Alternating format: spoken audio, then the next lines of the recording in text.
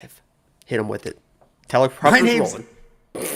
My name's Angelo, and welcome to We Want Picks. Jacob and I are going to break down the entire UFC 282 fight card, or at least what's left of it. This thing is coming apart. I'm so excited. It's crumbling. It is crumbling.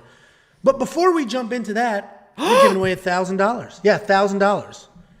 $1,000. It's free to enter. You don't need to be a premium member. None of that. All you need to do is subscribe to this channel, We Want Picks, subscribe to our other channel, Picks Nation, and comment on the giveaway video.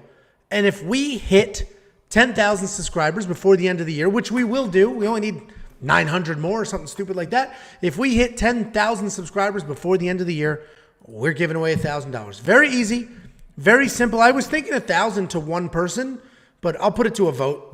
If people would prefer a couple 250s or a couple 500, something like that. Anyway, subscribe to both channels, comment on the video. As long as we hit 10,000 subscribers, you'll get $1,000. We've been crushing it, Jacob. Oh my God, look at that. Holy shit. All sarcasm aside, this is the last four events in a row of just clean profit. 51 net units of profit, net profit, over the last four events, and most of those bets were for premium members. So head on over to WeWantPicks.com. Click Become a Member at the top. It's only $10 a freaking month. I just gave you 51 units of net profit. If a unit is only $10 for you, that's fine. But I just gave you many years, many years of premium membership. Not liking that I. A lot of I. Not we. You don't even know how to log into the website. So yeah, I. Thank you for the bets, though. WeWantPicks.com. Click Become a Member. Not only do you get access to all the bets, which have been absolute fire lately. That's not going to last forever. We're going to lose eventually, but not anytime soon, apparently. It also gets you the DraftKings Optimizer. It gets you our DraftKings Plays, FanDuel, Prize Picks, Underdog, all the things for $10 a month. WeWantPicks.com. At the top, click Become a Member. And if you want $50 to really get your holiday season going, go to WeWantPicks.com/bets. We have 5 different betting partners. Sign up with any one of them, make a deposit, and we will send you $50. You use our link, they pay us, we pay you. It's all very, very simple and very easy. WeWantPicks.com/bets. Jakey boy, interesting card, interesting fights. We got a couple of super chats. Let's hit those before we jump in. Brandon, let's hit them. With the $2, Brandon sent this before we even went live. In the building, WWP, a couple of bags of money, and that might be holding some of the 51 units we've been giving away. Thank you very much, Brandon. And then Quint Lazenby, $2. Boy, he really made Brandon look stupid with that extra penny. $2.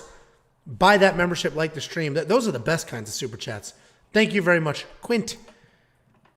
We've got a couple of shifts on this card. We lost the main event.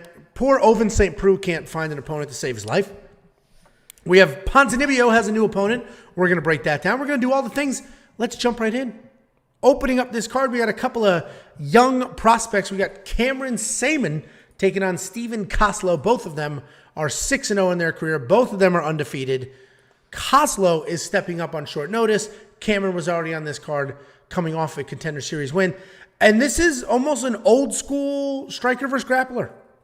Cameron Saaiman is a very good technical striker. He can grapple. You've seen him shoot some takedowns and things like that, but he is a striker.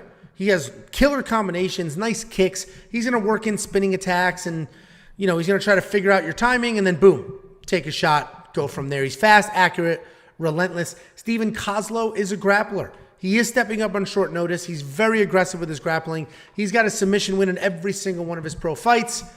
What's nice about him, though, he's not desperate to get it to the ground. He'll take his time. He'll take a shot. He does have some striking. It's not great. There's not power, but the striking's there. He uses it to set a pace.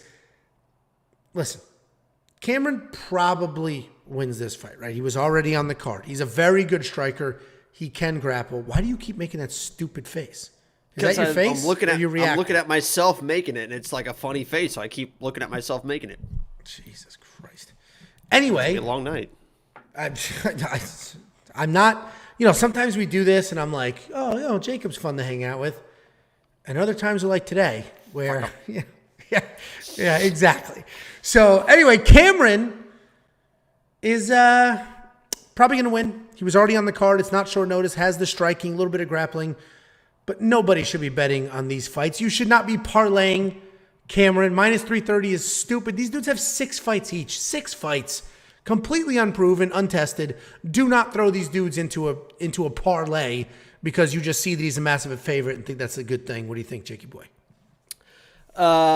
Yeah, I totally agree. Listen, in totality as a card, let me say something to the people out there. This definitely feels like a card where people are going to get fucking rocked on. It just feels like it's setting up with all the drops, and it just feels like a weird week. So what I'm telling you guys right now is be careful. I think there's opportunities here, but this feels like one of those cards that if you try to play every fight and you're trying to play specific stuff, you're going to get burned. So my advice is pick your spots and stay away from stuff that you're questioning. Listen to your instincts on this card. I'm going to try to do the same thing. Obviously, I like to get a little bit more wild than most people, but I'm telling you guys right now, it feels like one of those cards.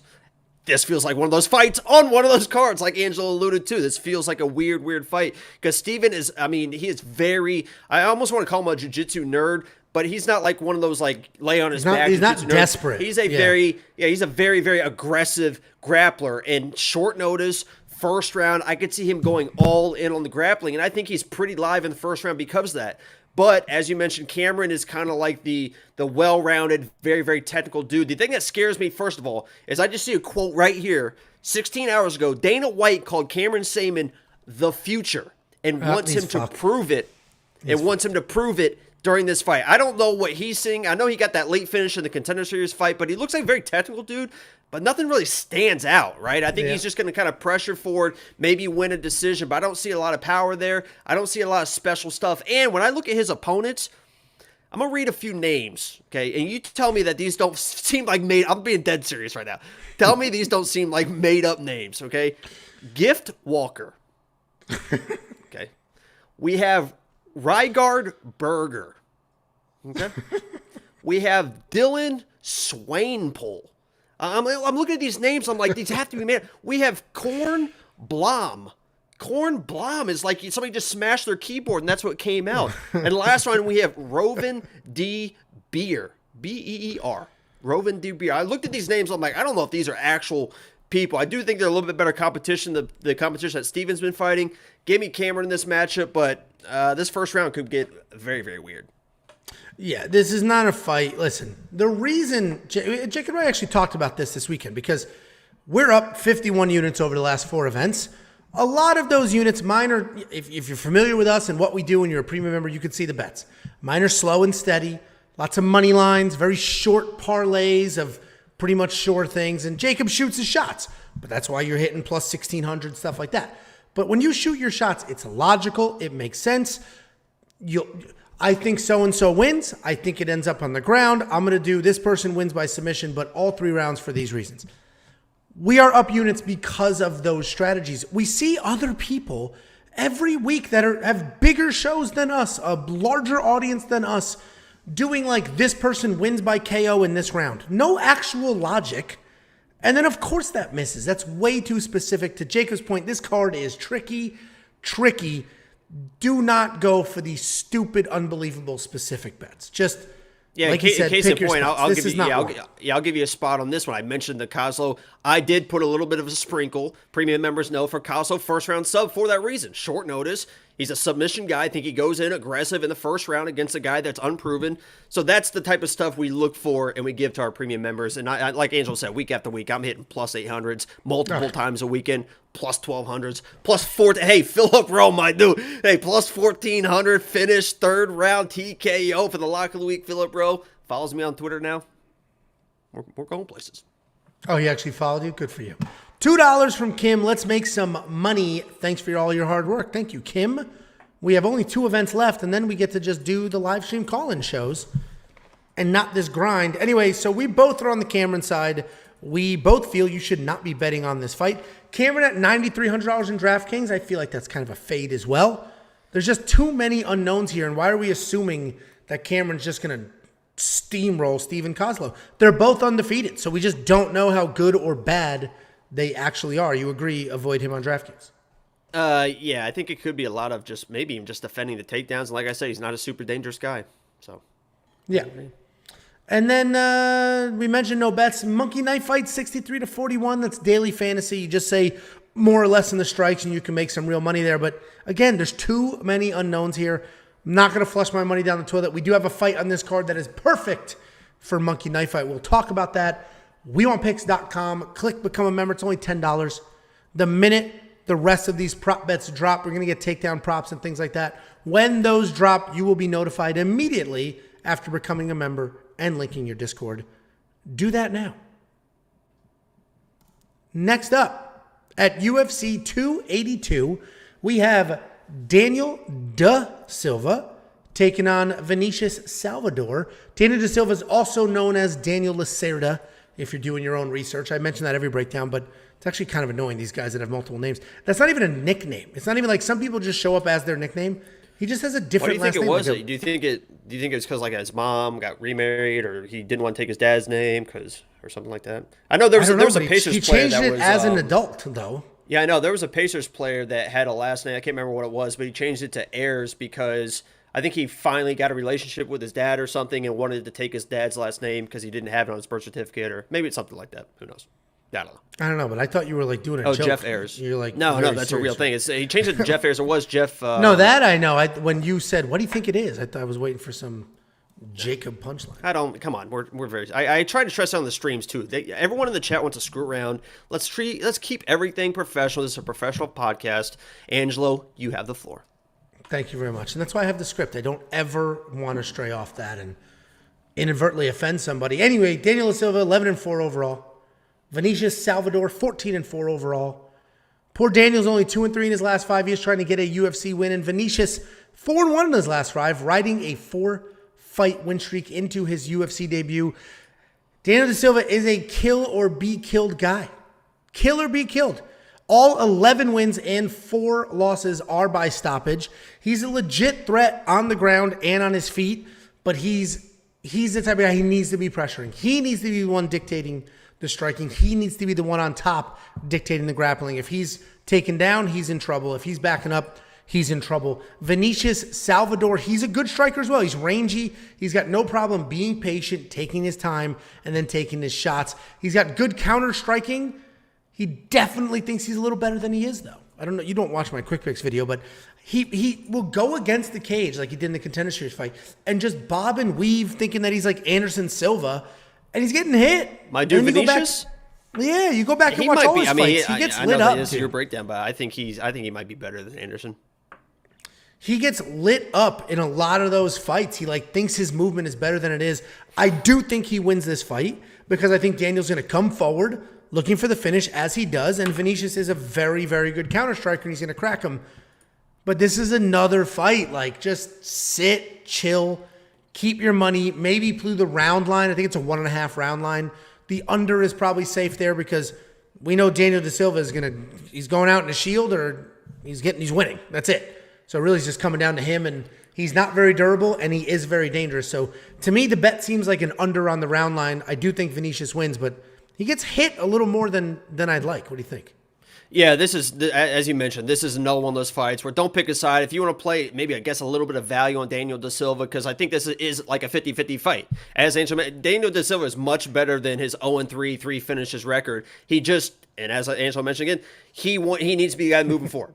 He needs to be the guy moving forward, and he needs to be on top, because we saw in his last fight, the second he gets on his back, he turns into what we call a jiu-jitsu nerd. It's arm bars, triangles, and when those don't work, there's nothing to get back to his feet. He has nothing to get back to his feet, so it's just constantly looking for stuff, getting hit in the face, and eventually he gets finished. And Salvador is not somebody you want with your back against the fence doing that stuff, but as Angelo mentioned, he does put his hands down. He does some wild, stupid shit. So, this is a play. I played the under 1.5. It was like at minus 180 or something. It's already at a minus 210. It's probably going to get a lot wider than that.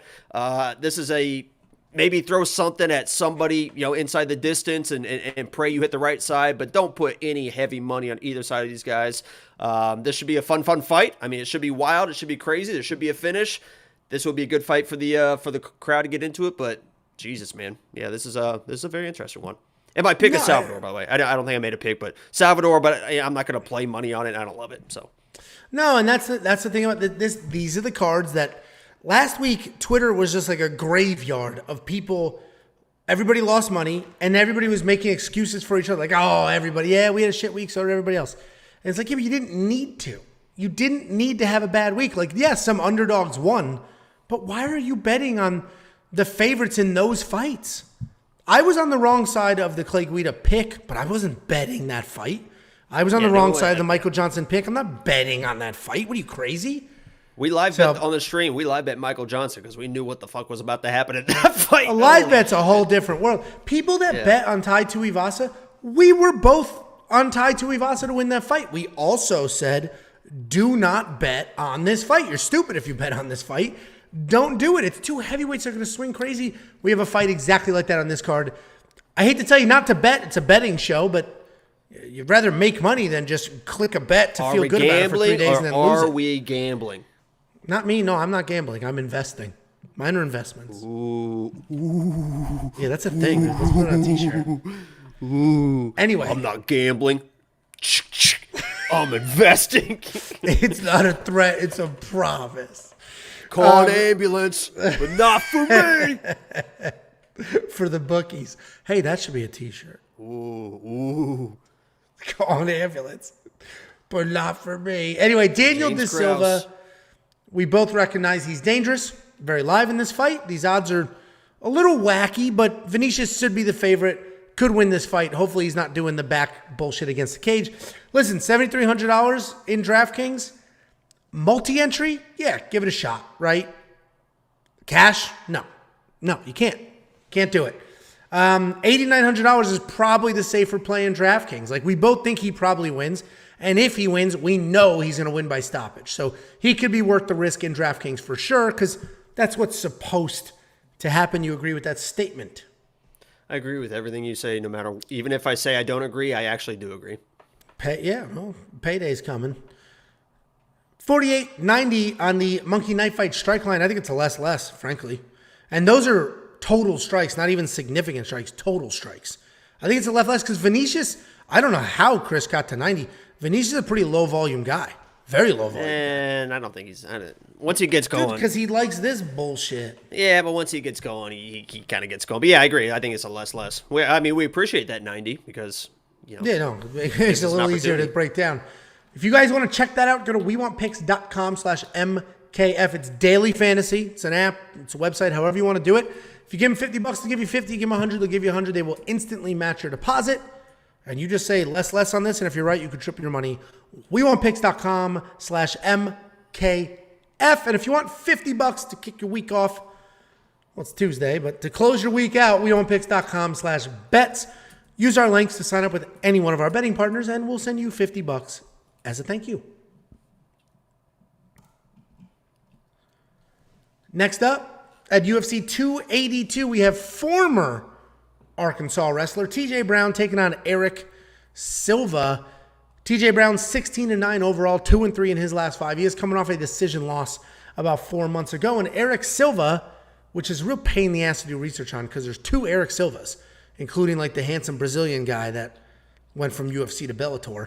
Anyway, Erik Silva 9-1 overall, 5-0 in his last 5. He is riding an 8-fight win streak.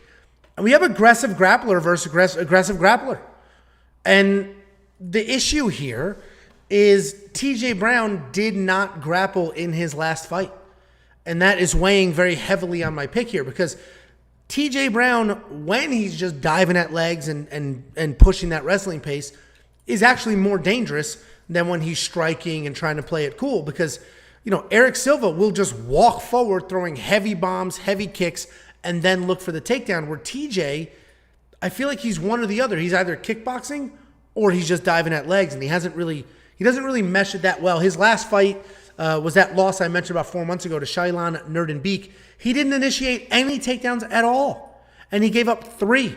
He threatened submissions in some of those scrambles, but they were nonsense, and then he ended up giving the position up because he was chasing submissions. It was just poor fight IQ, lost scrambles, didn't try to offensive wrestle. It was just not a good look, and maybe that fight was the anomaly, but I got to go with Erik Silva here because I trust him to push the wrestling pace. I trust him to bomb away, go forward, and I think TJ's going to like try to snatch a guillotine, try to do something, lose a scramble, end up on bottom and lose another decision. What do you think, Jackie boy? I actually disagree on the trust aspect of this fight. First of all, I mean, we got to put it out in the open right here. Is it's been talked about a lot lately, and we just got to understand why you hate Arkansas wrestling so much. I mean, I'd love to hear an answer because I'm a big Arkansas wrestling guy, and I'm a big TJ Brown guy, and you've been kind of exposed with the Arkansas wrestling stuff and the hatred. Exposed. I was very clear in the video. There's levels to everything in life, including wrestling. I'm from the Northeast. I've wrestled my entire life. I've coached wrestling. I've been to Fargo Nationals, the regular high school nationals in Virginia. I've seen wrestlers from every state compete at every level, Jacob. I don't think I've ever seen somebody from Arkansas in the finals of any of those tournaments, ever. And people like to hate on me in the comments for saying Arkansas wrestling's not very good. So I Googled top wrestling states, states ranked by wrestling, and I came across USA Wrestling's ranked wrestlers by state. How many ranked wrestlers do you think Arkansas had? How many did Indiana have in the top 10 is what I want to know. 7? 8? I don't think Indiana was on the list. Huh? Neither was Arkansas. Jersey, Pennsylvania, Ohio, Iowa. Oh, yeah. That list is loaded. Arkansas didn't even make the list. Didn't have one kid in the entire state. That Connecticut had 2. You look at a map, Connecticut's the second smallest state. People. There's 6 people. It's the second smallest state. 2 of them are ranked nationally for wrestling. There's so many. There's not enough people that they're wrestlers and they're cheerleaders. So I have no problem with Arkansas wrestlers. Programs, Texas has 1, this giant-ass state. I have no problem with Arkansas wrestling, obviously. And we'll get to the Bryce Mitchell fight. I just cannot stand people just not even acknowledging that there's levels to anything, including wrestling. But Jacob, your breakdown, please. Yeah, what I was saying earlier was you were talking about the trust, and you kind of trust Erik Silva more because you know the game plan. I actually kind of trust TJ Brown more because of the experience, and I know how he's going to react in later rounds. If you look at the way that Erik Silva has kind of been running through people, it's been very, very easy for him. I mean, it's just a nice, easy takedown, gets their back, chokes them out. Usually, I know he had the TKO in the Contender Series fight, but everything's been very easy. Just boom, boom, boom. He's been a better grappler than everyone that he's fought. In this matchup, I think it's a little bit of a wash. I don't think TJ Brown is the overly dominant wrestler or grappler, but I know that TJ Brown will still wrestle in the second round, in the third round. I don't know what Erik Silva is going to look like. I know he does have decisions early on in his career. I mean, 3-4 years ago, whatever. But when you've been first round, and that doesn't work, now it's like a little bit of a question mark. I know that TJ will be there in the second round, in the third round. I know how tough he is. I am a little bit biased because he is my boy. I know he left the Arkansas wrestling, but I'm the one that coined the term Arkansas wrestling with TJ Brown, where Bryce Mitchell, and I absolutely love TJ Brown, is in this matchup because I think on the feet, he's a little bit better, and in the wrestling, I can trust him in the second, in the third rounds. Can he lose? Of course he can lose. This is a toss-up fight. This is another one of those fights. I wouldn't play, actually, I'm telling people probably don't pick a side. Maybe like a weird prop here and there. Someone in the comments goes, I added Erik Silva to my parlay. Why the fuck would you do that? Yeah, I wouldn't do that. But I do have money line on TJ Brown. It's a little bit biased. That's why I'm telling you don't necessarily listen to me in this. But I just think that I can trust him more in the later rounds. And Erik has a little bit more of a question mark. Look, I'm not going to, I did pick a side, but not with my money. And I hate to open the breakdown with the first 3 fights being like, hey, don't bet on this, don't bet on that. It's a tricky card. You don't need to bet on every single fight.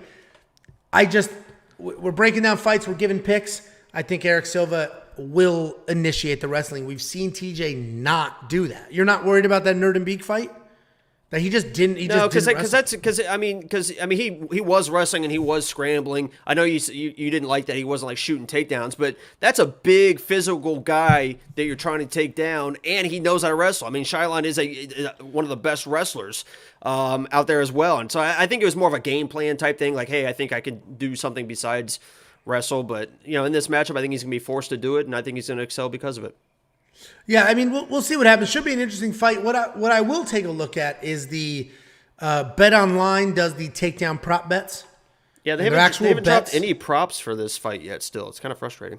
Yeah, they've been taking their time. I think they've been getting their clock cleaned a little bit, so they've been taking their time. They probably don't let me bet on them until later in the week. Is what's probably what's happening. That must be what it is. I mean, but they dropped those takedown prop bets. We had 2 of them last week. One was a refund because they did not rule a takedown in the what's her name fight. The Yasmin fight. They said there was no takedown. So you just get a refund if there's no takedown. And then we did cash in, what the hell was the other fight? Oh, yeah.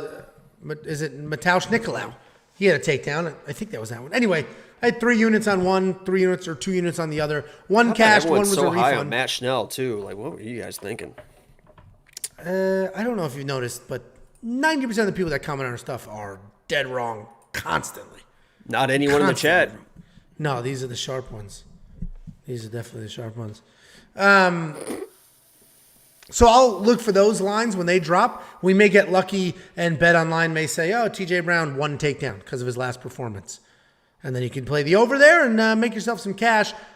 Become a premium member for $10 a month because when those prop bets drop, we immediately attack them. We immediately start betting on them if they make sense to bet on.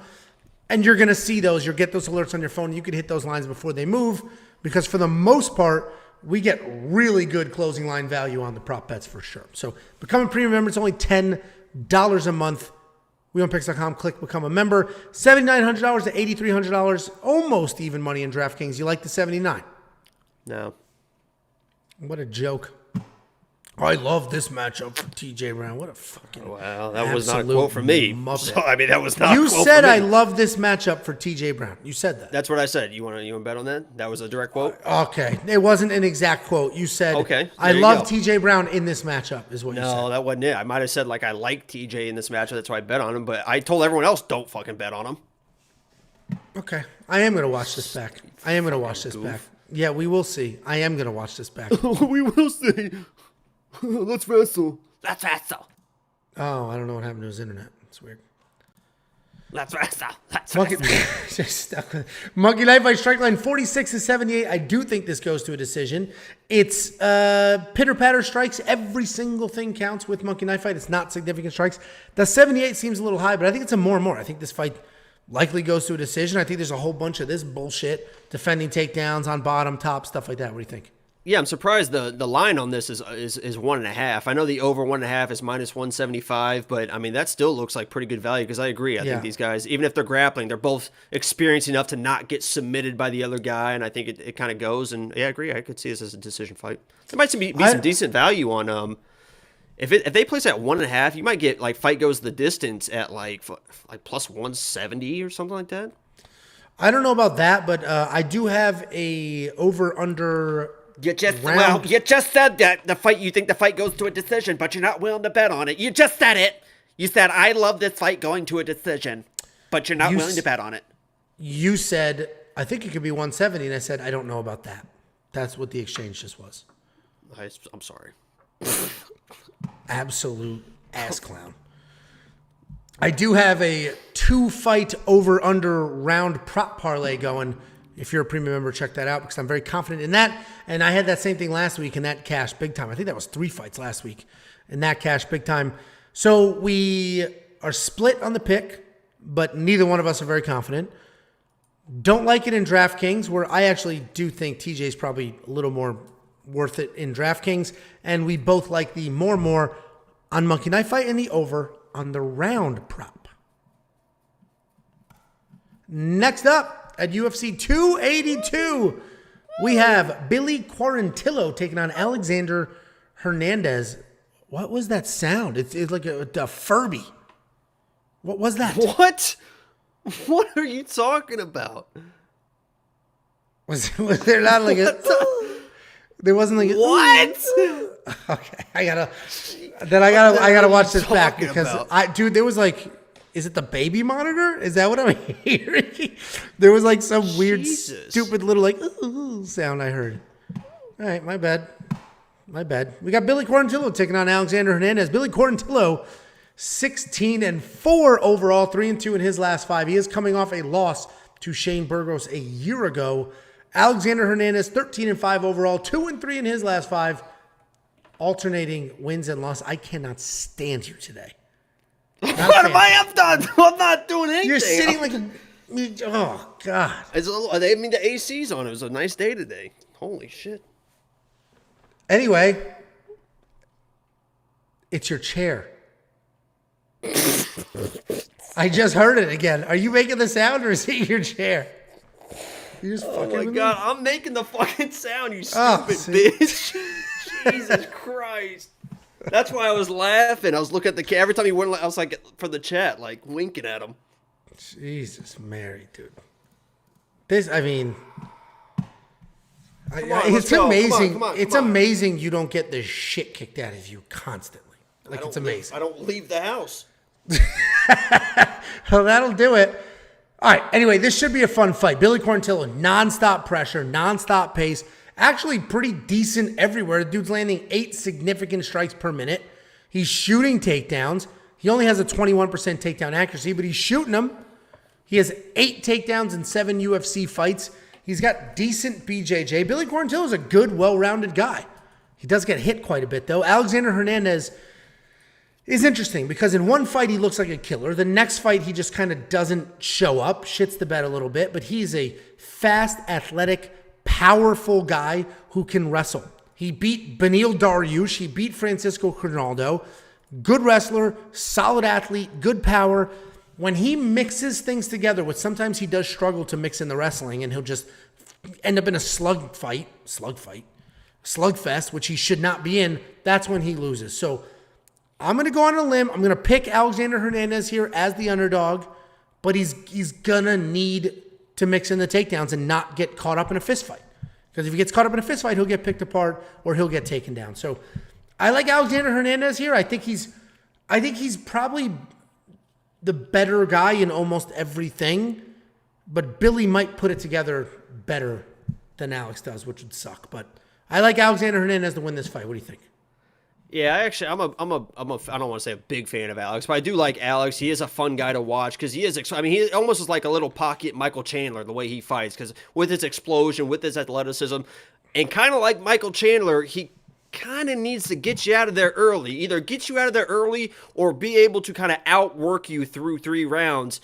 And in this matchup, it feels like this is like the worst matchup for a guy like Alexander Hernandez, because you cannot outwork or outpressure a guy like Billy Q. He's just so goddamn tough, and he just turns up the notch round after round after round. It feels like one of those fights where, yeah, Alex might have an opportunity in the first round. Maybe it looks like he's hurting him, and then he kind of blows his load, blows his gas tank, and then it starts turning into a Billy Q fight, and that is get nasty, that is get tough. Maybe even mix in his own takedown, because Alex can't get taken down when he gets tired or when he gets hurt. So I feel like Alex is going to be live in the first round. He always is with his explosion, but this just feels like a typical Billy Q fight where he's just going to outwork and outgrind Alexander Hernandez. Maybe find a late finish or just go to a decision and win it that way. Maybe like a 29-28 after you lose the first round. But I just think it's a bad matchup for Alexander Hernandez, because it's not a guy that you can put out, and it's not a guy that you can outwork. And I think that's how he beats people. So I'm Billy Q in this. I don't exactly love it, but it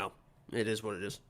I completely agree with your breakdown. Like, we're on opposite sides of the pick here, but I agree with everything you're saying. Everything. The thing I do see for Alex here is, if you look at the stats here, Billy, yes, he's landing 7.74 significant strikes, which is very impressive. That's a very high number. That's like me shadowboxing. Oh, this again?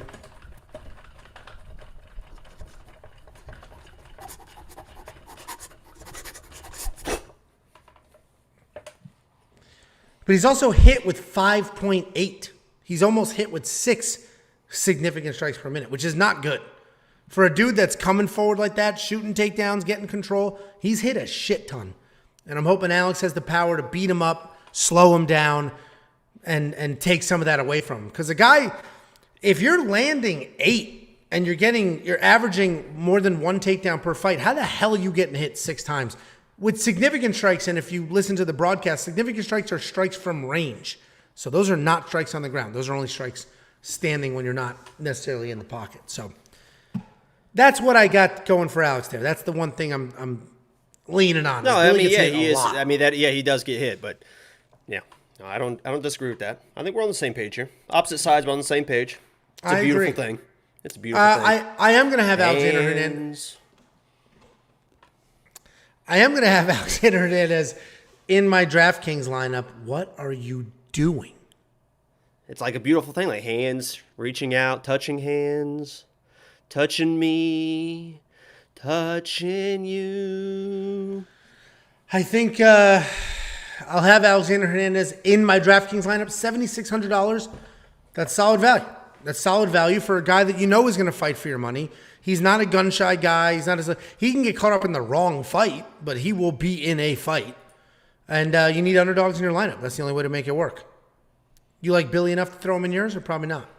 No, because I mean, anytime you're relying on a guy to be tough to win the fight, that's a dangerous thing to put your money on, or DraftKings or whatever. I think he can, but I think he can, but that's a tall task. So no, I don't think it's worth DraftKings. That was literally everybody. The Matt Schnell thing was so funny because in my breakdown, I was like, Matt Schnell's stupid tough, but I cannot pick a guy just because he's tough. I can't just rely on him to get his ass kicked and then come back from the dead. And what did I say, Angelo? And then all the comments, the whole comment section was like, he's so tough. He's so tough. He's my pick. It's like, dude. And what did I say? What'd you say? I said his toughness would be his downfall. There you go. Congratulations on all your success. So I like Hernandez in DraftKings. Monkey Knife Fight, strike line 116 to 58. 116 is so high. And he does, I mean, that's high for a reason, but those are women numbers. Like, that is high. That's almost, if Billy's definitely going to get the takedown, definitely going to be in control. I think he's going to have a little bit of a harder time just taking Alex down, landing those strikes. I think this is a less more on Monkey Knife Fight for sure. Yeah, that's probably the way to play it, but I could see, second, third round, all of a sudden Billy has 60 strikes in the second round and fucking 70 in the third round. Because once Alex gets tired, man, he just becomes a heavy bag. And Billy Q's a guy that just lays volume. So, but I agree. I think it's a less play. Yeah, I think it's a less more. If you guys want to pick your side, go to weonpicks.com/MKF. Sign up, make a deposit. They will instantly match your deposit. And if you pick this right, you could triple your money. You could put a bunch of them together and 25 times your money. That's weonpicks.com/MKF. Then we have, this is actually an interesting fight to break down, so don't annoy the shit out of me. What are you waving at? Well, I was gonna just ask politely everyone watching the stream right now if they could like the stream. We'd really appreciate it. I don't think we said that in the beginning. Yes, please like the stream. Thank you very much. Next up, at UFC 282, we have Chris Curtis taking on Joaquin Buckley. Chris Curtis, 29-9 overall. He's 4-1 in his last 5. He is coming off his first UFC loss, and that was a short notice loss to Jack Hermansson. He's taking on Joaquin Buckley, 15-5 overall, 3-2 in his last 5. He's coming off that really fun loss to Nasruddin Imavov a few months ago, and this is a really interesting fight. I am surprised at these odds. I'm not saying they should be flipped or anything. I'm just surprised that people have chosen such a hard side on this, because I personally think it's a little bit tricky to break down, because if you look at their last fights, it's very clear Joaquin Buckley, right? Chris Curtis went out there, stunk up the joint against a grappler. He was outstruck, outvolumed by a grappler. Was just hit in the face 100 freaking times. I forget what the number was, but it was over 100 times. Did nothing with it. Lost that fight. Looked real stupid.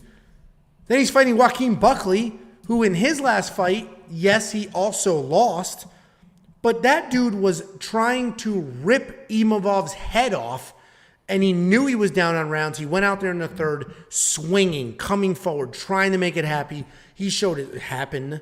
He showed his heart. He showed his cardio. And if you only look at those fights, both losses, they were very different, and you got to go Buckley.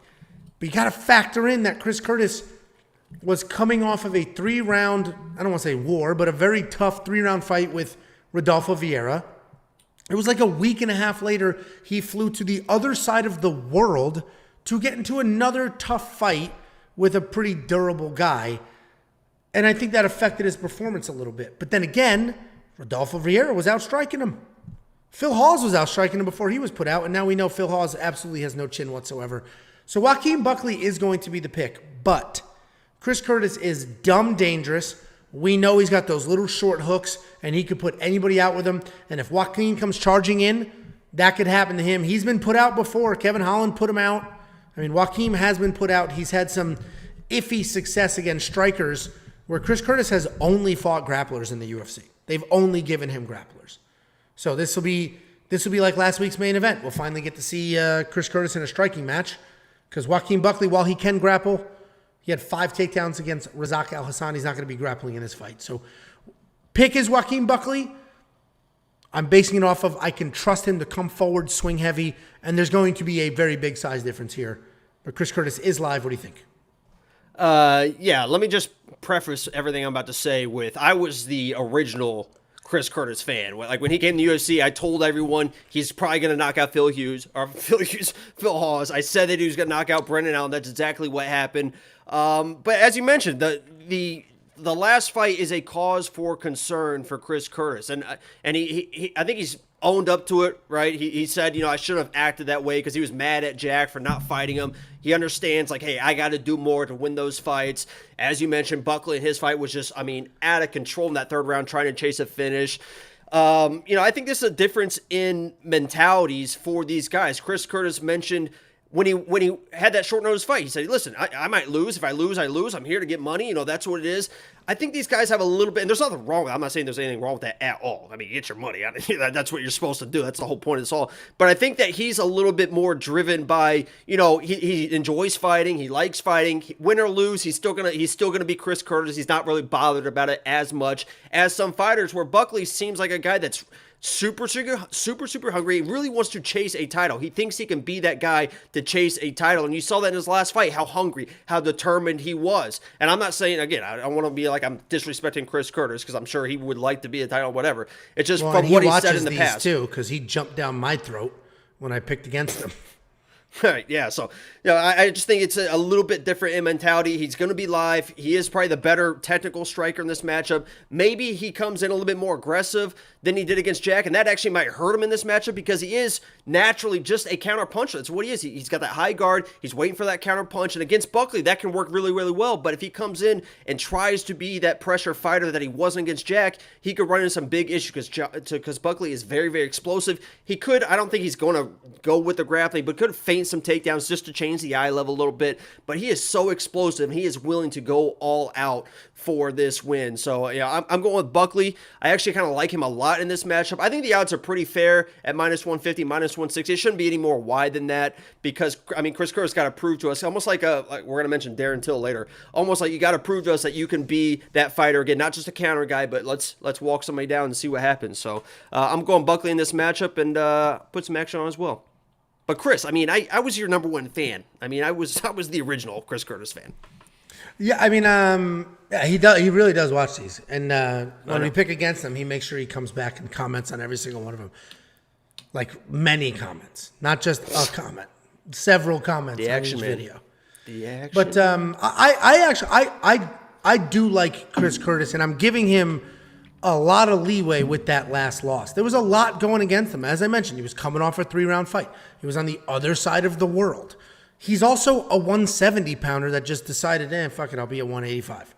That's what the UFC needed, so that's what I am now. So he's undersized in all these fights, and he's got legit power, but Phil Hawes was touching him up before he got knocked out. We watched Shaq Hermanson touch him up. Rodolfo Vieira touched him up. He won the Rodolfo Vieira fight with his takedown defense because Rodolfo Vieira was winning a lot of those striking exchanges, but he shot so many takedowns and got none of them that the judges just, it just didn't look good with the judges. So Chris Curtis, phenomenal takedown defense, and big power, but I agree. We're on the same side here. We think Joaquin Buckley gets this done. 7,700, 8,500 in DraftKings. I don't know if I'm going to play Joaquin Buckley in DraftKings because Chris Curtis is very durable. He's a tough guy. He's not a guy you're just going to knock out. And people, I see you in the comments saying, oh, Buckley's going to knock him out. Dude, Chris Curtis is tough as shit. Good chin. Like, he's not... Buckley hits like a freight train, but it's not like, this isn't a heavyweight versus a lightweight. So I do not think Chris Curtis gets put out. I think he probably loses the decision where he's waiting a little too long to counter and Joaquin wins it with volume. You agree? Yeah, I mean, with these styles, if it goes to a decision, the judges are going to love the action of Buckley more. Unless Curtis like hurts him, obviously that's a bit. Yeah. But when you look at visuals, the way that these guys fight, Chris Curtis is very walk, high guard, and Buckley's all over the place, big power shots. So if this does go to a decision, I mean, the judges are going to like the style of Buckley a lot more for sure. But yeah, Chris Curtis is very durable, and you're not going to be able to take him down. So. No, I completely agree. So it's a striking match, and Joaquin's going to have the power, the volume, but I don't think the power is going to mean much other than maybe some potential damage. So not going to do DraftKings because it's just going to be significant strikes, and total strikes is going to be the whole scoring, and that may not score that well. Monkey Knife Ice strike line 55 to 53. That's a tricky line. That's a tricky line because Chris can be sort of low volume at times, but I think it's a more and more. I think it's only striking.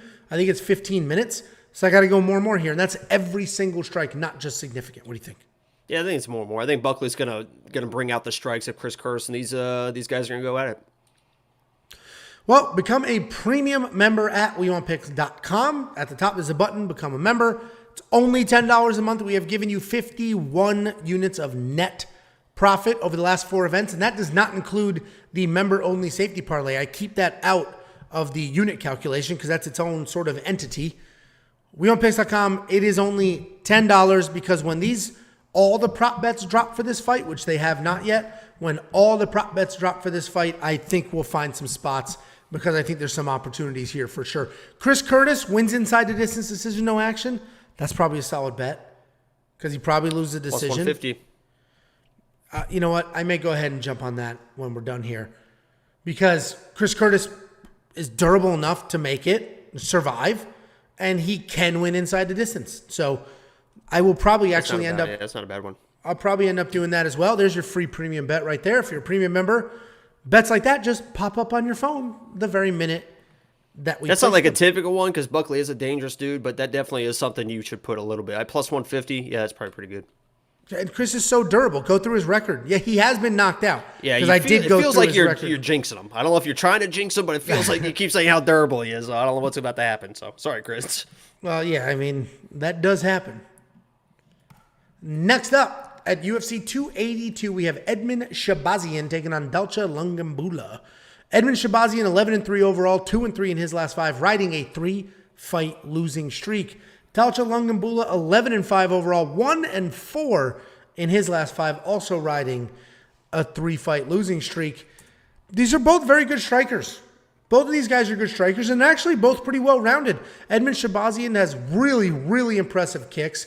He can be open to getting taken down because he plants before he throws everything, but he could also get his own takedowns, right? He had about 3 takedowns per fight he's averaging, but for the most part, he is a striker with really good kicks, which is an odd thing to say, but because it's not just like great leg kicks, it's just kicks. He just kicks a shit ton all over the place. Dalcha Lungiambula, powerful, athletic, hits like a freight train. He has worked in wrestling. He's gotten 1 takedown in 5 of his 6 UFC fights. He has 5 takedowns in his last 3 fights. He took down Punahil 2 times before he eventually got knocked out. And that's the problem with Dalcha. He can be a little gun shy on his feet. He has stupid power, but he doesn't always use it. And he can be a little chinny. And that's the problem with Dalcha. That's probably why he's such a big underdog. He's way too big of an underdog, though, because he hits so incredibly hard that he can put anybody's lights out. And he's fighting Edmen Shahbazyan, who's lost 3 in a row. So I am going to go the Edmen side here because, you know, it's basically his takedown defense that lost him those fights. But Dalcha can wrestle. And let's not forget, his nickname is Dalcha Champion because he's a judo champion. He's a very good judo practitioner. He has legitimate takedowns. And he could just take down Edmen and follow that game plan here. But I'm going to go with Edmen. I think he's a little more well-rounded. I think he's got the better cardio. But almost a 3-1 favorite, that seems a little off to me. What do you think? Yeah, this is, I agree. I think the odds are a little bit wide. But I think they are putting some... I don't know what the word I'm looking for is, but I mean, they're putting some stock in the fact that Edmen is the younger guy, improving fast, and I think he is the better striker. The thing that's failed Edmen time and time again is his gas tank. And I think the biggest part about this fight is Edmen has talked about it this week, his move to extreme couture. He said his last camp, his last whatever, was a toxic environment. I don't think he got the reps, the training he really needed. Because you see in his fights, you see the flashes of basically brilliance at times. He's a very, very good striker. And even in his last fight, he mixed in some wrestling. And DC's like, holy shit, this kid's wrestling now. He's going to be a pro. He's only 25 years old, which is hard to believe. He's already at this level at 25 years old. I think this is an incredible opportunity to bounce back in this fight versus somebody that's a little bit stationary in Dalcha. You mentioned the explosion, but a lot of times just stationary, waiting for that big counter shot. He throws it.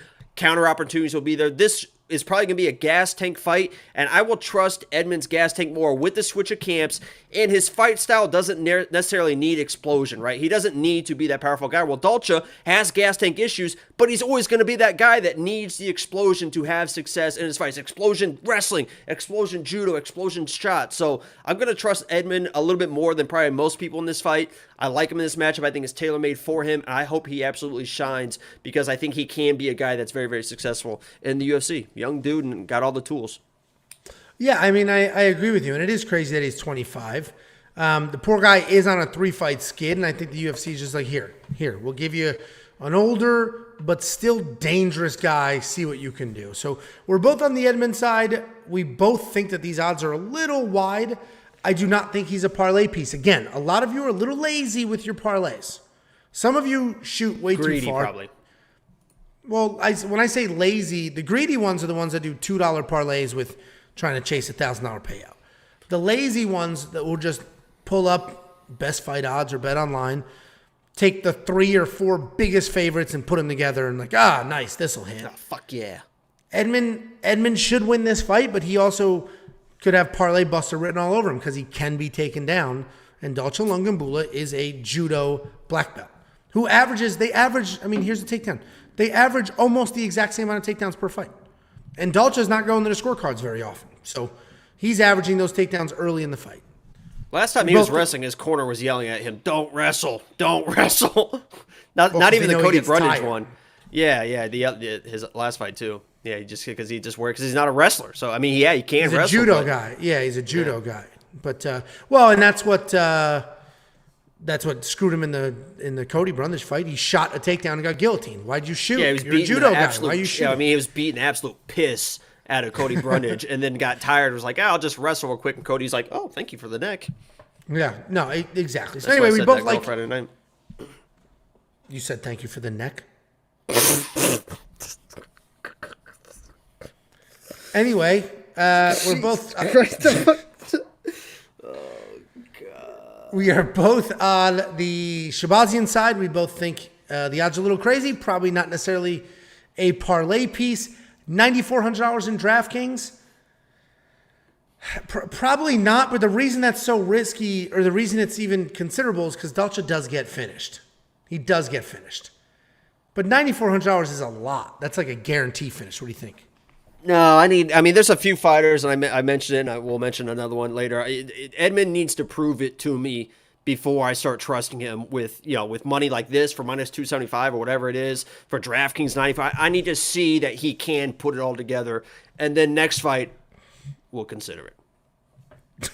Thank you for your consideration. 42 to 50 Monkey Knife Right Strike Line. I'm not going to touch it. I'm just not going to touch it because Dalcha has insane power, but can be gun shy. Can be caught up in a pitter-patter. What? Nah, I just can't believe you said that. Thank you for the neck. Yeah. So that's that. I guess my boomer tendencies is what's happening. Rewind the teleprompter there. Yeah. No, it doesn't. It's just a spreadsheet. It doesn't actually scroll. I got to do it. You can do that in Melon, There's a teleprompter feature. But I'm not I know that I can't. You're like, oh, I didn't know that. No, I did know that, but I was like, I'm not reading a teleprompter because it's like... we can literally see it scroll in the glare of your eyes, Angelo. You're not fooling anyone. It's a spreadsheet, the glare of my eyes. Get the fuck out of here. Absolutely. I get lost in them sometimes. What I'm reading, so they are my notes that I write. These are available to all premium members. Maybe you care, maybe you don't. But premium members, under the picks menu, you have quick picks, confidence picks and raw notes. These are the raw notes. If you ever want to go back or you don't have time, you're taking a dump, you don't want to watch the video, do that. $2 super chat from Forsake Nova. How much neck are we talking about? Jacob, how like what kind of neck? What kind of thickness? Feet and feet and feet. A lot of it. You really don't know what I'm talking about? I just assumed dick, but maybe not. Well, yeah, you mean get neck down. Okay. It's a little ridiculous at this point. It's a little ridiculous because you're not 23 years old. You're not. What? What are you talking about? You think you're this hip young guy, and the reality is, you're not. Hip or young. Here, I'll check your phone here in a second. I got it. Just so you understand what's going on here, because the way you said it was so funny. Hold on, please. Hurry up! Now everybody's just watching me wait for a text message with the ugliest 18-year-old in the history of time on the screen. This poor bastard. There you go. Just waiting. Urban Dictionary. Jesus Christ. Why? You said she did. What the fuck you say? On a Friday night, you're getting neck? Jesus Christ. Anyway, we got this ugly bastard versus this other guy that's not as ugly. Because next up at UFC 282, we have Raul Rosas Jr. taking on Perrin. Raul Rosas Jr. is 6-0 in his career. He's also only 18 years old. His parents literally needed to sign a permission slip for him to fight in the Contender Series because he's only 17. A few months ago, Perrin is 10-6 overall, 2-3 in his last 5, coming off back-to-back losses in the UFC. I'll say this about Raul Rosas Jr. He's too young. He's too young. It is too early for him to be in the UFC. He only has 6 fights. Just get rid of the face and he should get rid of his face. But you get rid of your face while I explain this.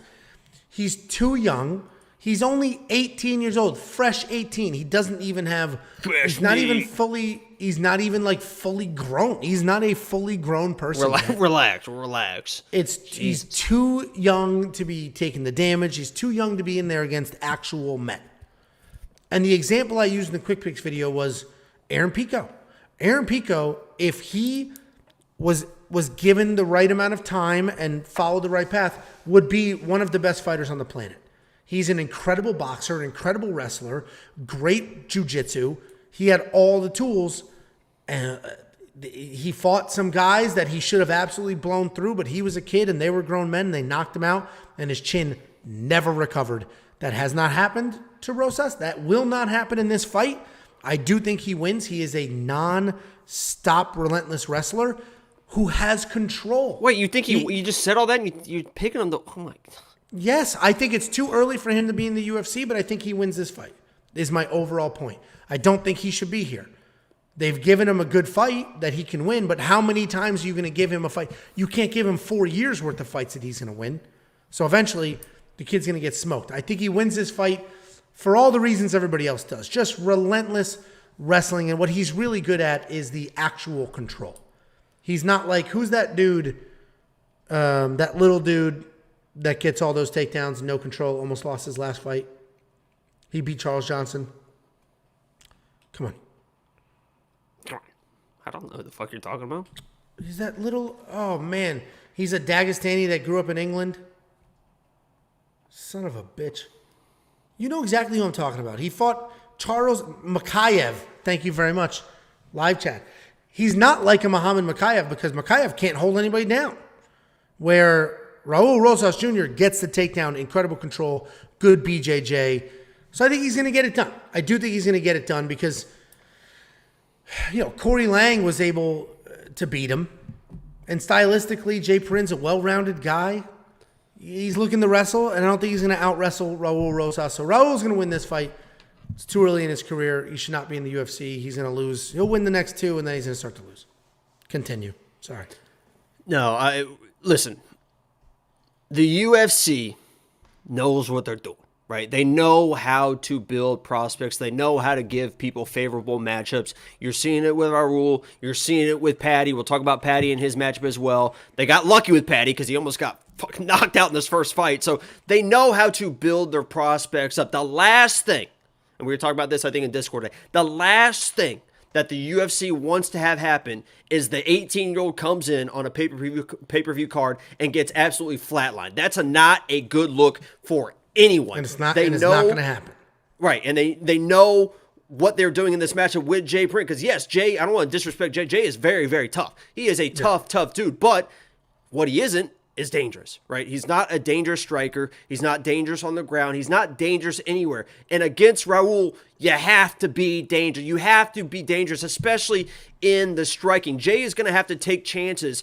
Every second that this fight is on the feet, he needs to take chances. He has to throw hard. He has to hope he connects on this 18-year-old underdeveloped chin. Because the second that Raul gets his hands on him, he's going to get him to the ground. He's going to out-grapple him and maybe even find a finish. His Contender Series fight, I played that, oh, he's 17, big moment. I'm betting against him. Gutierrez was a very good grappler in that Contender Series fight. I'm like, oh, he's going to get tired. He's 17 years old. Let me bet against him. I lost money. I'm not going to do that anymore. I'm betting on this kid. I love this kid in this matchup. They know what they're doing. It's a perfect matchup for him. And even if it wasn't a perfect matchup for him, he is tenacious. He is nonstop. He is a very, very good prospect in the UFC. I got money on him. He's going to dominate this fight.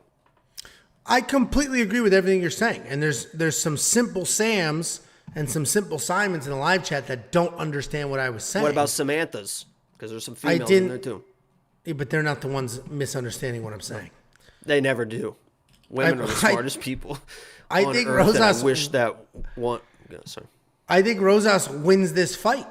Ezekiel can't follow along with what I'm saying. Jay Perrin is not going to be the guy that exposes Rosas. That's not what's going to happen here. My overall point was he's going to win this fight. The UFC gave him a favorable matchup. They're going to give him another one in his next fight and the fight after that. But there's only so long you can do that. You can't just give him favorable matchups forever.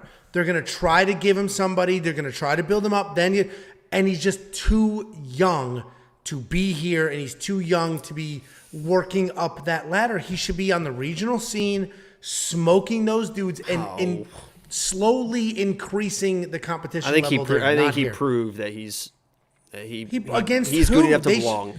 He should have a few more fights against different style guys. Give him a very, very high level wrestler. I mean, that was a 7-1 grappler that he out-grappled. I mean, Gutierrez is a very, very good 7-1. I get it. I hear you. He's a very good, and he made him look stupid. I hear you. But what if you put him against somebody that can defend takedowns? We don't know yet. So again, we both think he's going to dominate this fight. We're both on that page. I think he's worth the $9,000 in DraftKings. I think he can be a parlay piece. I think this money line is understated, and he is worth money at minus 230. My only point is a year from now, 2 years from now. It's the Aaron Pico. It was too much, too soon, and it didn't go well. Aaron Pico dominated his first few fights. And then like, holy shit, this kid can do it. And then he couldn't. That's all I'm saying. That's it. I'm not saying another fucking word to you or anybody else about it. WeOwnPicks.com. Become a premium member. $10 a month. That's only $2.50 a week. I do have some Raul Rosas Jr. stuff going on here. And you know what I'm waiting for, Jakey boy? Prize Picks hasn't dropped anything other than Fight Time just yet. But what I'm waiting for are the takedown lines, because I think somebody's going to mess up and they know that Raul is a nasty grappler and they're going to give him way too high of a takedown line because he's all about control. He's going to get like 3 takedowns in 3 rounds, basically. So I'm waiting for somebody to give him a 4, a 5, some stupid takedown line so I could take the under. You agree with DraftKings and the money line and all that? Oh, he's going to be in my DraftKings. I've got him in parlays. I've got him in other bets. I absolutely love this kid. He's going to make me a billionaire. Okay. Next up, at UFC 282, we got a couple of heavyweights. Jairzinho, Biggie Boy Rozenstruik, taking on Chris Daukaus, Jairzinho Rozenstruik, 12-4 overall, 2-3 in his last 5, and he is coming off that KO loss to Volkov. Chris Daukaus, 12-5 overall, 3-2 in his last 5. He's coming off back-to-back knockout losses, and this is very similar to last week's Tai Tuivasa to Sergey Pavlovich fight. We have two guys. One of them is going to win by knockout. One of them is going to get knocked out, and I get it. There's a favorite here. That person probably should be the favorite, but the reality is these are heavyweights that swing hard. They've both been knocked out. It's a 50-50 fight. You should not bet on 50-50 fights. There were a ton of people that bet on Tai Tuivasa, couldn't believe he lost. You're stupid for betting on him. There's a ton of people that bet on Sergey Pavlovich or didn't bet on him. Were like, I knew I should have bet on him. I knew he was going to win. Dude, you do not bet 50-50 heavyweight fights. You just don't do it. You don't do it. There's plenty of fights where it's like, I knew I should have bet on that. Of course, but you don't do it. Don't bet on this fight. Jairzinho Rozenstruik is a Muay Thai striker by trade, but in actuality, he's a counter guy. He's slow. He takes his time. He doesn't really march forward. He doesn't really set a pace. Chris Daukaus is actually a pretty technical striker who has some very real power. All of his UFC, I think every single fight actually is a wins by knockout or loses by knockout. He's like third or fourth in the UFC for knockdowns per minute or per 15 minutes or something like that. I can't remember what the exact stat is, but he's like third in the UFC. Not history, I guess. No, I think it is history. For getting knocked down? No, for getting knockdowns, for knocking people down. He's like third or fourth in UFC history. Daukaus or Rozenstruik? No, Daukaus. Oh, okay. You made a face when I said he's a technical striker. You were like, and then you came with this stat that says he's a good striker. That's why that exchange made no sense. I didn't say he's a good striker. I just happened to remember that stat. I think him and his brother are jokes. Well, his brother's definitely. I'm not. There's no carryover from last week that I got embarrassed by Kyle Daukaus and his jiu-jitsu. That's on you, man. I told you up and down, do not bet on that nerd. I called him a nerd. Absolute joke. I called him a nerd. I body shamed him. I hope Chris and Kyle are snuggle up in bed watching this together. Kyle, you absolute goof. Jesus Christ. Anyway. The exchange was weird because I said he's a technical striker. You did your whole because I don't think I think it's a joke. But then I did remember the stat to support your claim, so I shared the stat. I'm not going to hold information back for you. Thank you very much for supporting. Because who's like fifth or sixth on that was Adrian Yanez, my dude Adrian Yanez. Well, there you go. Well, and that's harder for the lighter guys to do that. Yeah, but I know. I can't wait till I can't believe he hasn't gotten a fight. It's kind of pissing me off. Okay. I honestly think Daukaus can win this fight. He's got the better footwork. He's a little more mobile, moves around a little bit. He's coming off 2 knockout losses in a row. He's a smart guy. I hope he's smart enough to not just bang it out. And we've never seen him wrestle, but he's got a BJJ black belt. So if he gets to the ground, he could do well there. So there you go. Got it. Sorry. Knockdown average per 15 minutes, minimum 5 UFC fights. And this is all time. Number 1 is Sergey, 6.67 knockdowns per 15 minutes. Pavlovich? Yeah. Second is 4.27. It's Drew McFedries. No, Drew McFedries from back in the day, yeah. No. 3 is Chris Daukaus. 4, he's got just over 4. 4 is Todd Duffy. We do love Todd Duffy. 5 is your boy Shane Carwin. 6 is Tom Aspinall. 7 is Adrian Yanez. Houston Alexander. Pat Barry is number 9. Pat Barry and Conor McGregor's number 10. All right, what a list. Don't see Rozenstruik. Anyway, Rozenstruik's he's not slow, but he's a bit slow paced in his fights. Doesn't throw a ton of volume. Sort of waits for his shots. Don't bet on this fight. The money to make on this fight, Monkey Knife Fight Knockout Kings. What do you think? You just think Rozenstruik smokes Daukaus here? Absolutely destroys this absolute clown Daukaus. If your name is Daukaus, I don't know. I was going to think of something clever, but I'm not that quick, I guess. Listen, Rozenstruik, people... Caucus. Voting. Jinx. Oh, fuck. I don't know what I was saying.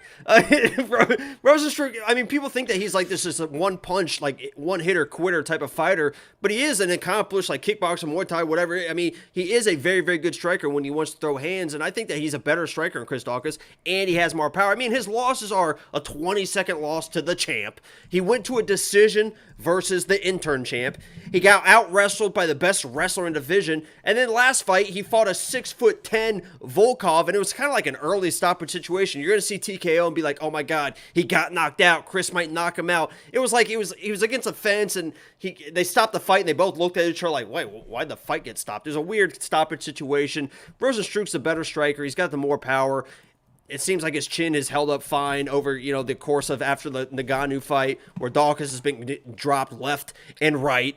Give me Rozenstruik in this matchup. But as you said, I'm not gonna bet on it. I mean, I'm not stupid. I'm not gonna bet on it. But if I have to pick, I'm picking my dude Biggie Boy. Yeah, I mean, I hear you. And honestly, I do I'm a week ahead. Every Sunday I do quick picks. People are like, oh wow, that was so fast. I'm a week ahead. All my notes, everything's a week ahead. So I had the Daukaus breakdown. I had the Daukaus pick. Then his brother was extra pathetic. I knew he was going to lose. I picked against him. Told you to pick against him. But his level of pathetic was even worse than I imagined. We were live. I was obviously live for it, and I thank God I have a trash can sitting right here because I was fucking throwing up. I was disgusted. I mean, Kyle, I literally hope you're watching this. You disgust me. So I was, it did have me questioning my pick a little bit after that. But frankly, don't bet on this fight. It's a 50-50 heavyweight fight. The real money to be made is in Monkey Knife Fight. Monkey Knife Fight's daily fantasy, and they offer a prop game where you can pick any 3 fighters on the entire card. And if one of them wins by KO or TKO, you get paid. 2 of them win by KO or TKO, you get paid even more. Double this fight up, throw it into Monkey Knife Fights. One of these dudes is going to get knocked out. Probably Daukaus, even though I like him to dance around. And you'll get your money. We can't miss with Monkey Knife Fight Knockout Kings. WeOnPicks.com/MKF. What? One thing, Daukaus is, I think, at his base and at his heart, a jiu-jitsu nerd. So there could be a weird submission threat here, especially a guy that's been knocked out. He might come in and try to grapple like his nerd brother. We'll see what happens there. But another part was Kyle Daukaus, his quote was, because I think Kyle Daukaus had like jaw surgery or something. He said his first kind of sparring back because he spars with his brother. His brother's usually trains with 185ers. He doesn't even train with heavyweights. He said, "Oh, I knew I could." I don't even. This is not how he sounds, but I knew I could take a punch because I was sparring with my big brother, and he hit me good, and I held up fine. Well, we saw what happened to Kyle Daukaus' chin last weekend. So if Chris is hitting him and not knocking him out, not a good sign. If you take him at his word, you're right. You're right.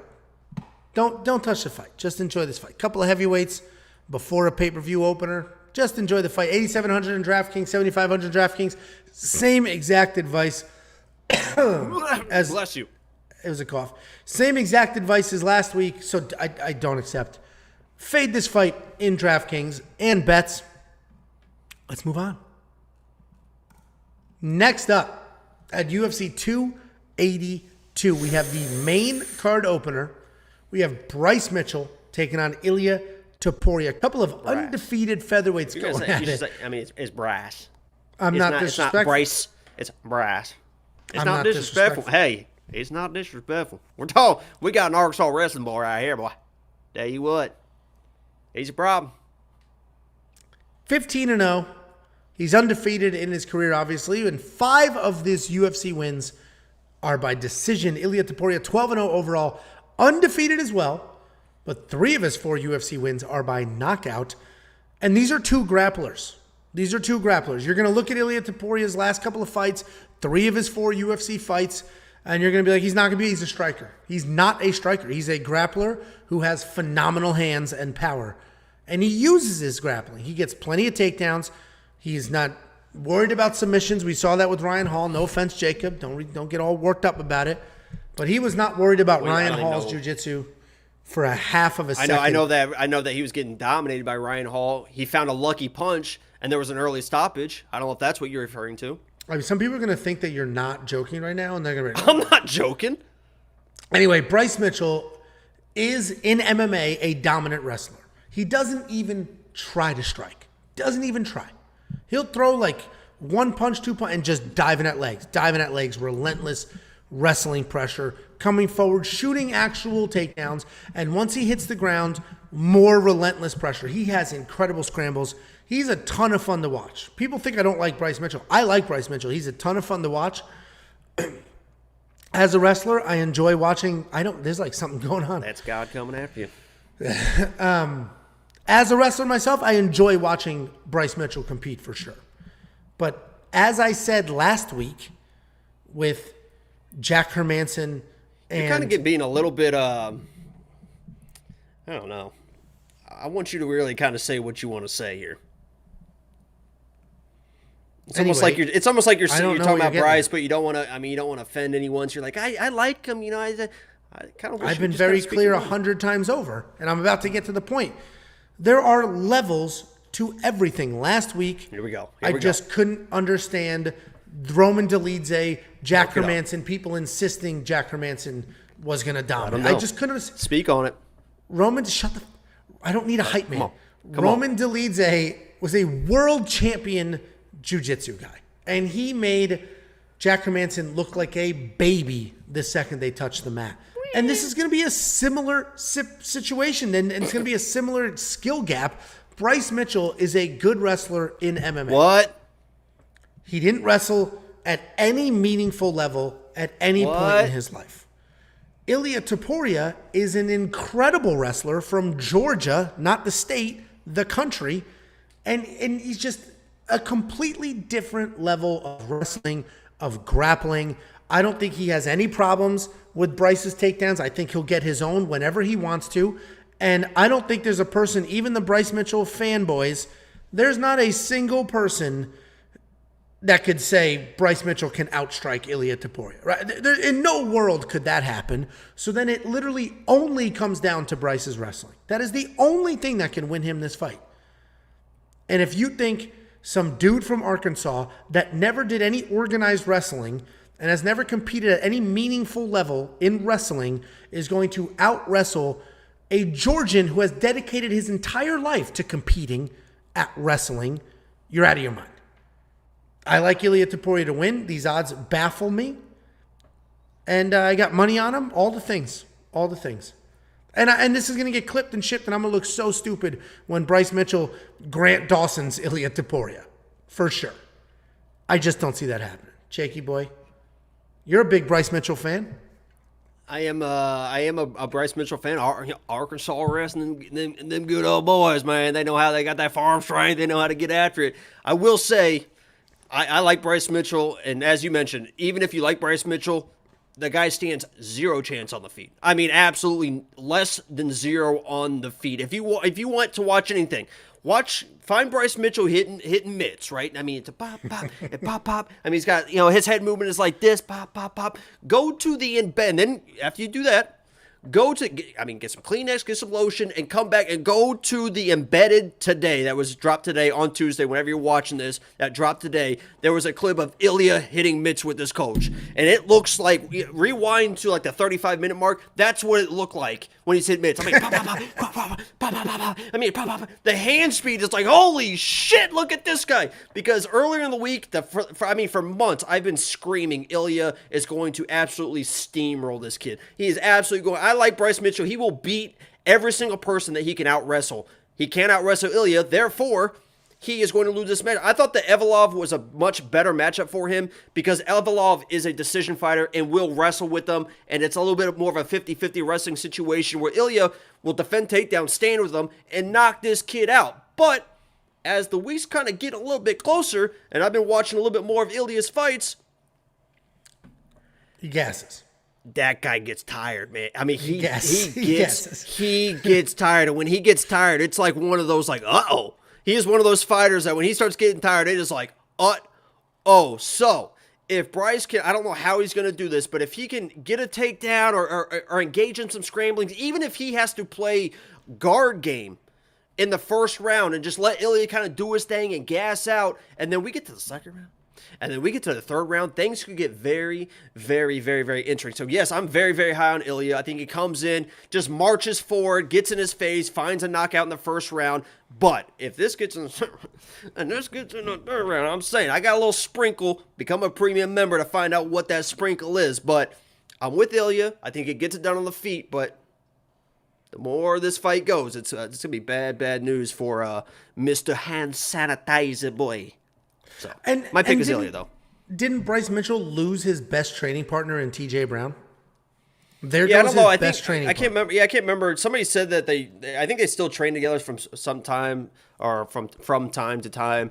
And I can't remember where TJ went. I thought TJ went to Glory with Kraus, but maybe it was Extreme Couture. I thought it was Glory, but yeah, he definitely left. And but they're on the same card together. That's exciting. Yeah, I mean, listen. There is a world where Bryce Mitchell can win. We've seen lesser wrestlers out-wrestle better ones. The Grant Dawson reference, the one I just gave. Yeah, like if me and you... Yeah, you would get it done. Grant Dawson just out-wrestled an Olympian. And Grant Dawson literally said, I didn't even place in states in high school. So there is a world, but we're not even talking levels of American wrestling. Bryce Mitchell was, second place his junior year in Arkansas Wrestling, 6A, and then 7A. I think he placed 7th his senior year, something like that, in Arkansas Wrestling, which, as we know, the top wrestling we're not even talking about wrestling right now. We're talking about wrestling right now. The top location in the entire world is Arkansas for wrestling, and you cannot change my mind on that. Okay. Clearly very high on Ilia Topuria. 100% there is a world where he gets exhausted because Bryce doesn't get exhausted. And my rant is not against Bryce Mitchell.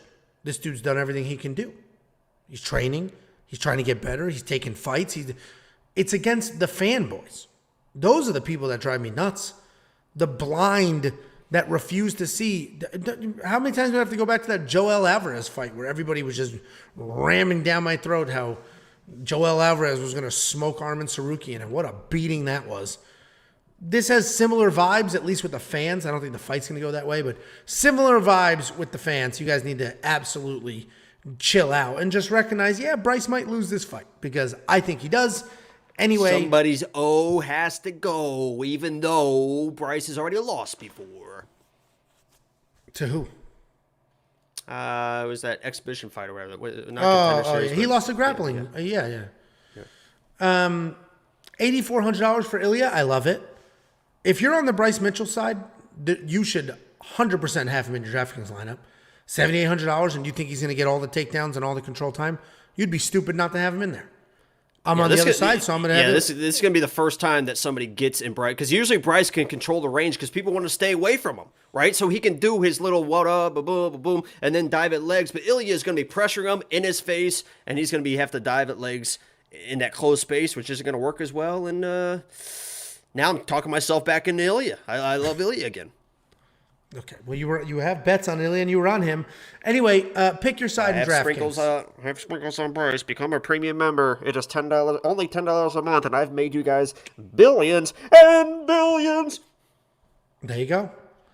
$8,400. I like Ilia. Certainly $7,800 for Bryce is a very good value for a guy that has proven he can go in there and take people down and score some very real points. Monkey Knife Fight Strike Line 61-38. It's probably I don't know how Bryce is going to get to 61. So I would say I'm probably not going to touch it.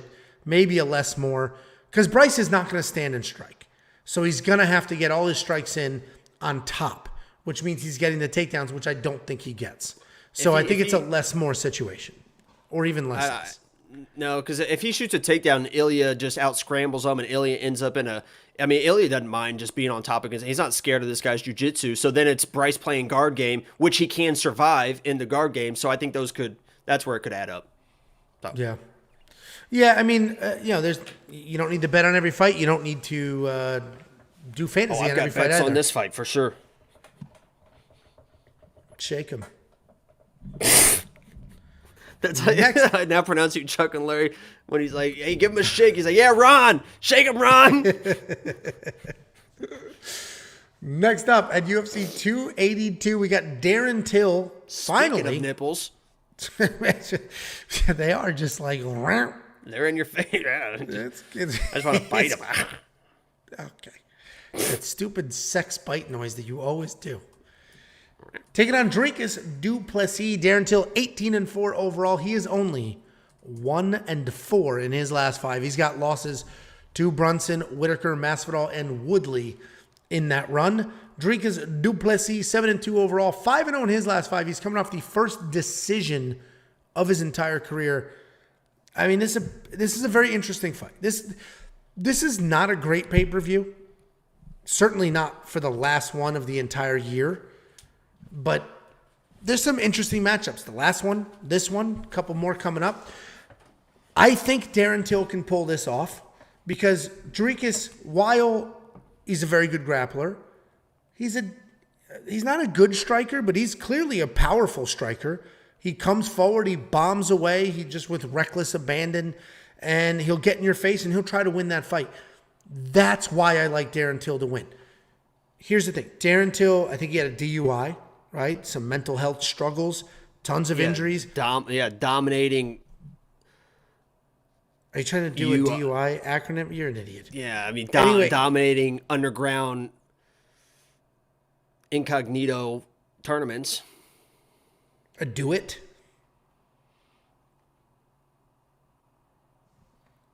I think, despite all of those things, or in spite of those things, I think he can win this fight because it's just styles. I have to assume that Darren is where he's supposed to be, meaning physically he's good, mentally he's good. I have to assume that. And if Dricus just comes charging forward, running in, doing what he does, Darren Till is a very good technical striker and a good counter striker at that, and he can catch Dricus on the way in and control that. He was manhandled by Brunson in that fight, but he was taken down and controlled. I get it. Dricus can wrestle. But he was 0 for 7 in takedown attempts against Brad Tavares. What? Did you just read that comment while you were talking? No. Oh. Is it offensive to me? No, the DraftKings prices are flipped. What idiot did that? What a joke.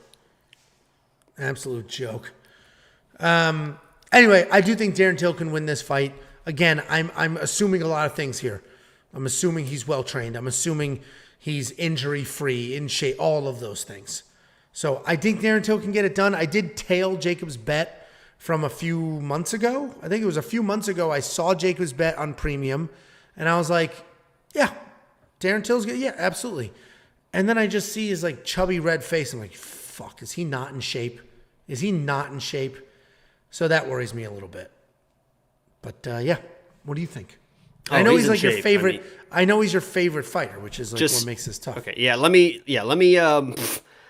preface this first of all. What I'm going to say is factual information, but there is a little bit of bias because Darren Till is like one of my day one dudes. I am very biased towards Darren Till, so what I am about to say is biased, but I think there's some truth to it as well, and I know that Angelo will 100% agree with me. First of all, as far as Darren Till being in shape, yes, his body does look weird. He's not going to look like... I know a lot of people think like they have this image of Darren Till in their head, but that was Darren Till at 170. I mean, if he got down to 170, he's going to be cut up. He's probably 25 pounds heavier than he was at 170. Yes, he's got kind of a weird-looking body, but the guy has been working hard. If you look at his Instagram, he's been all over the world training. He was at Tiger Muay Thai. He's running. I mean, he's running. He's not. His new like phrase is you got to pay the rent. Rent's paid. Like every day of working is paying the rent. And it seems like he's even on the embedded day. He said, you know what? I like working hard. I enjoy the hard work. I think he's been working hard. I think he's going to come in this fight. This fight, I'm biased. This fight was tailor-made for Darren Till. If you watch du Plessis, I understand he's got the record.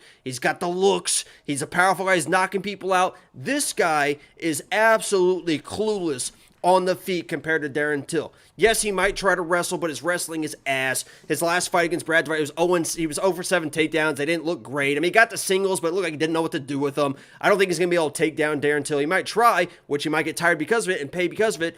In the striking, this guy, listen to what I'm about to say. Du Plessis, this guy is Jordan Wright 2.0. He is Jordan Wright 2.0, but he has a chin. Jordan Wright doesn't have a chin. Du Plessis has a wild chin, even though against Brad Tavares, he got basically dropped twice in the first round against Brad Tavares. Darren Till is a counter puncher sniper when he strikes the way he has been known to strike before. We'll see if there's rust. We'll see if there's issues, if he has to find his timing. If I'm Du Plessis in this fight, I do what I do and just blitz forward. I mean, he blitzes forward with his hands down, chin up in the air. The guy is clueless in the striking. I would do that in the first minute. Don't let Darren Till get into a rhythm, find his timing, because once he does that, he literally is one of the best strikers in the UFC. The other caveat is this. I made a poster of my 5 favorite fighters. It used to be behind me. I made a poster. Unfortunately, a lot of these people are not doing real well because we have Amanda Hebos. Her fight just dropped. Cub Swanson lost. Ryan Hall tore his ACL. Pat Sabatini lost. The last remaining guy for the poster curse is Darren Till. Take that as you will. I'm going all in on Darren Till. I think he is the much, much, much better striker in this matchup. He finds that counter punch on a guy that blitzes in, hands down, chin up in the air, and he's starting to get dropped now. Can't keep that shit up. Yeah, I think. Listen, I hear you. I wish I didn't tail your bet. Frankly, I don't like that I have money exposed here because I do worry about Darren Till's mental health and all these things, and he has been put out before. It's not like he's got this granite chin. Well, that was 170 on a fight that he was winning. But you could also argue, all right, 170. If he's getting knocked out by 170 pounders, what's a 185er going to do? He dropped when he fought Robert Whittaker. He won 2 rounds off Robert Whittaker, by the way, who is one of the best strikers in the UFC and one of the best fighters, well-rounded fighter. I think he is the most well-rounded fighter in the UFC. Won 2 rounds off. In the first round, what happened? Robert Whittaker blitzed in. Darren Till hit him with a lead elbow and fucking dropped him in the first round of that fight. Darren Till, if you guys want to talk bad about Darren Till because of the Brunson fight, whatever, I get it. He was out-wrestled by Derek Brunson. It happens. This guy went to almost beat Robert Whittaker. Now it's like in my head every time I start stumbling, I'm just waiting for you to make fun of me. I just am very, very animated for my dudes. I am biased, but you got to put some respect on this dude's name, man. Dude, these people... Somebody's coming, just look at look at their bodies. Darren Till looks like he came off the couch. Aren't you the same moron insisting Bryce Mitchell was going to win? Right. Now yeah, look at their Discord. Yeah, now look at their bodies. There was somebody who was like, Darren Till, you could tell by his shoulders he hasn't been working hard. It's like, what the fuck are you talking about? Yeah, but those same people love Bryce Mitchell, who's just as soft. Just as soft. No, but he's country boy strong. A bunch of fucking... Anyway, Darren Till... Jacob loves Darren Till. I kind of like Darren Till. I mean, it is the same idiot. WW, Bryce Mitchell wins by decision, okay? That's his opinion. WW, just look at their damn bodies. Shut up. I mean, let's take off our shirts right now, and we'll let them decide who they think is going to win in a fight, and then we'll actually fight, and we'll see if it comes to fruition. Because I'm fucking I'll jacked. take mine off this way. You show us your freckles. Oh, you got and it. then we'll nice let them tattoo. decide. Look at this. I got tattoos everywhere too. And look at this upper chest. I mean, you can just see the upper chest right there. Holy shit! Look at this shit. And those tattoos make you look tan when you're not. Or sorry, your freckles. Anyway, I did work chest today. I mean, that kind of is popping a little bit, huh? It is a little bit. There you go. Ooh. But, I mean, it is easier for short people to get jacked. So, you, other shorts, good job. Darren Till, $7,400 in DraftKings. I think he could win this fight, so I think he's worth it. Obviously, you like him for DraftKings as well. Yeah, I think this is over quickly because I think Du Plessis blitzes in, either finds her or he doesn't, and until such a good counter striker, I think you might find him. So I'm Till all the way, man. I'm going to stick to my dude, man. 100% stick to my dudes. Nope, I hear you. The odds continue to move. Till becomes an even bigger and bigger underdog. So our bet, or my original bet's not even that good. Because the odds have moved. More. You just keep. I back up my shit, man. If there's one thing about me, I do back up my shit. I don't talk shit, and then I'm like, but I'm not really gonna bet. I mean, I back it up, and I'm gonna keep adding because that's my dude. Listen, I hear you. 38 strikes to 58. That's actually a very tricky monkey knife fight strike line because Darren Till is more of a counter striker. So he's accurate. He's not necessarily charging forward. Dricus is charging forward, throwing bombs, good chin. It's interesting. It's an interesting strike line. I'm not going to touch it because we just don't know. We just don't know. So I'm going to leave that alone. We've got bets. Frankly, you probably, if I could undo my bet, you want to buy my bet from me? No. I mean, I have plenty on. I have plenty on Till already. Yeah, a little too much. That's the only thing that worries me here is what Darren Till's last year. Starting to come back down. I mean, I got him again at plus 174. It's back down to 160. I wouldn't be surprised if fight night, he's minus 350, minus 400, minus 500. I'm not even concerned with that he's 1-4 in his last 5. It's the out of the octagon stuff that worries me a little bit. The injuries, the mental health. I mean, if you look at if you look at his Instagram, man, and I know that most fighters are going to post all their shit, and it looks like they're training hard, and sometimes they're not and stuff. But I mean, he's been all around the world. Tiger Muay Thai. He might bring something different to the table. I mean, even layoffs. Sometimes people really, really improve in layoffs. So, and it seems like he's refocused. But we'll see. Hopefully. And I agree. I mean, you can't trust Darren Till. I'm putting the money on him. Don't tail me. And I even put that for our premium members for the bets. Like, don't get aggressive on Darren Till just because I'm talking him up. He does need to prove that he is the old Darren Till before you really lay some money on him. I'm just doing it because he is a friend of mine. WeWantPicks.com /bets. Sign up with any one of our betting partners, and we'll send you $50 as a thank you. Next up at UFC 282, we have a last-minute scramble. This was announced today. We're going to break it down today. Therefore, no DraftKings, no monkey knife fight. But Santiago Ponzinibbio is now fighting Alex Morono after, what the hell is his name? Robbie Lawler dropped.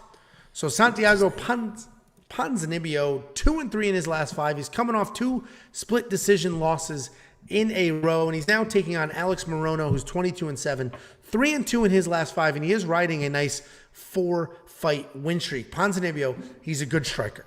He likes to fight at range. He's got clean striking, and he keeps people at the end of his punches. He does a really good job. He's one of the very few fighters that manages range incredibly well. He does not have that one-punch knockout power, but you'll see stoppages on his record because of the volume, the pressure, the range control.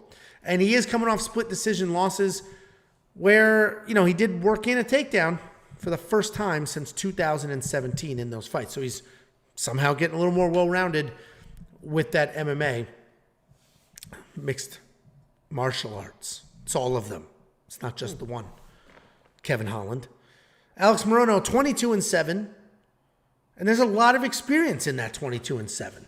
He's fought some good level of opponents, and he's got an interesting style because he's very well-rounded. He's got clean striking. He's got solid grappling.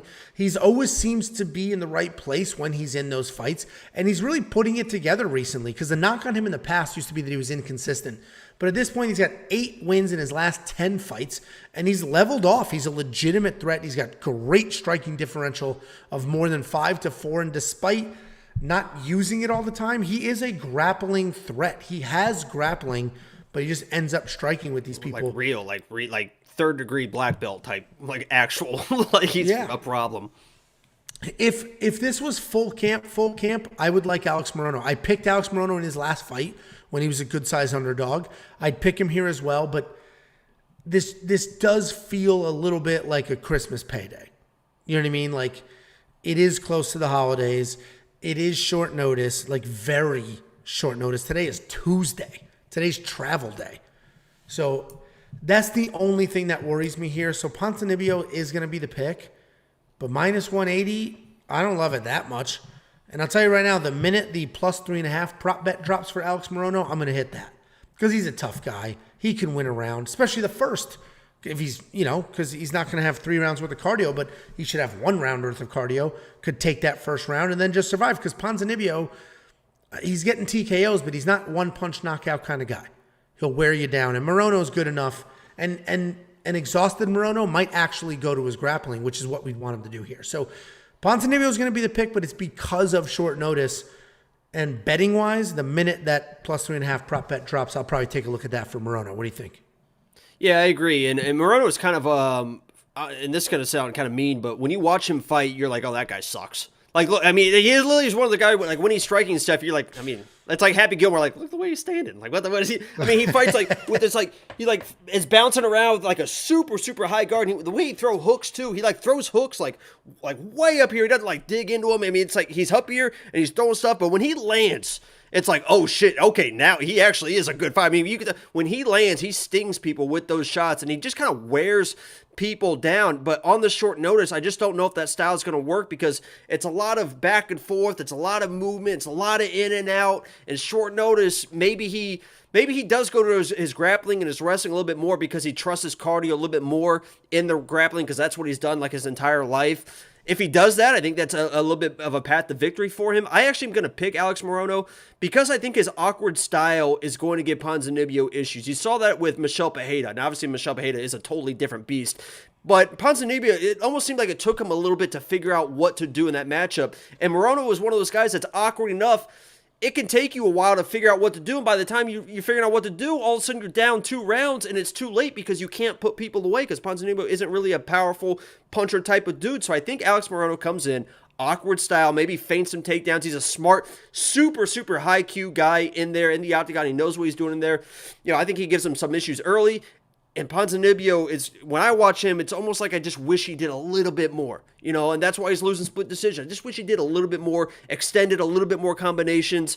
Maybe he comes in and does that because of the split decision losses, but I'm going to go with Morono here. I'm not as high as, like, some people are like, oh, lock of the week, Morono. I disagree with that. He is my pick. I agree that plus 3.5 could be very, very interesting for him. He's going to be my pick. Awkward style, man. All right. Good for you. Surprised you're doing that pick. Honestly, I'm not. I mean, I'm done picking. I think I've picked against Morono. Honestly, I think I picked against Morono like his last, like maybe 3 fights. I can't remember off the top of my head, but when you watch this dude fight, you're like, this guy's like, he has no idea what he's doing in the striking. All of a sudden, he's just countering people perfect. Good head movement, good footwork. He just looks weird, but he gets it done, man. He gets it done time and time again. No, I'm with you. That's why the short notice is my issue here, not the skills. The short notice, yes. You, Red. Oh, yeah, you could have finished your thought. The short notice is my issue here. This fight should not be on the main card. I don't know if they're going to leave it on the main card. It might not be. Yeah, it might not be. I pray to God that this fight, any other fight before this fight should be on the main card because this could be a very, very boring 15 minutes. If they leave this on the main card, like, what the fuck are you doing? No, it probably won't be. They'll probably move Rojas Jr.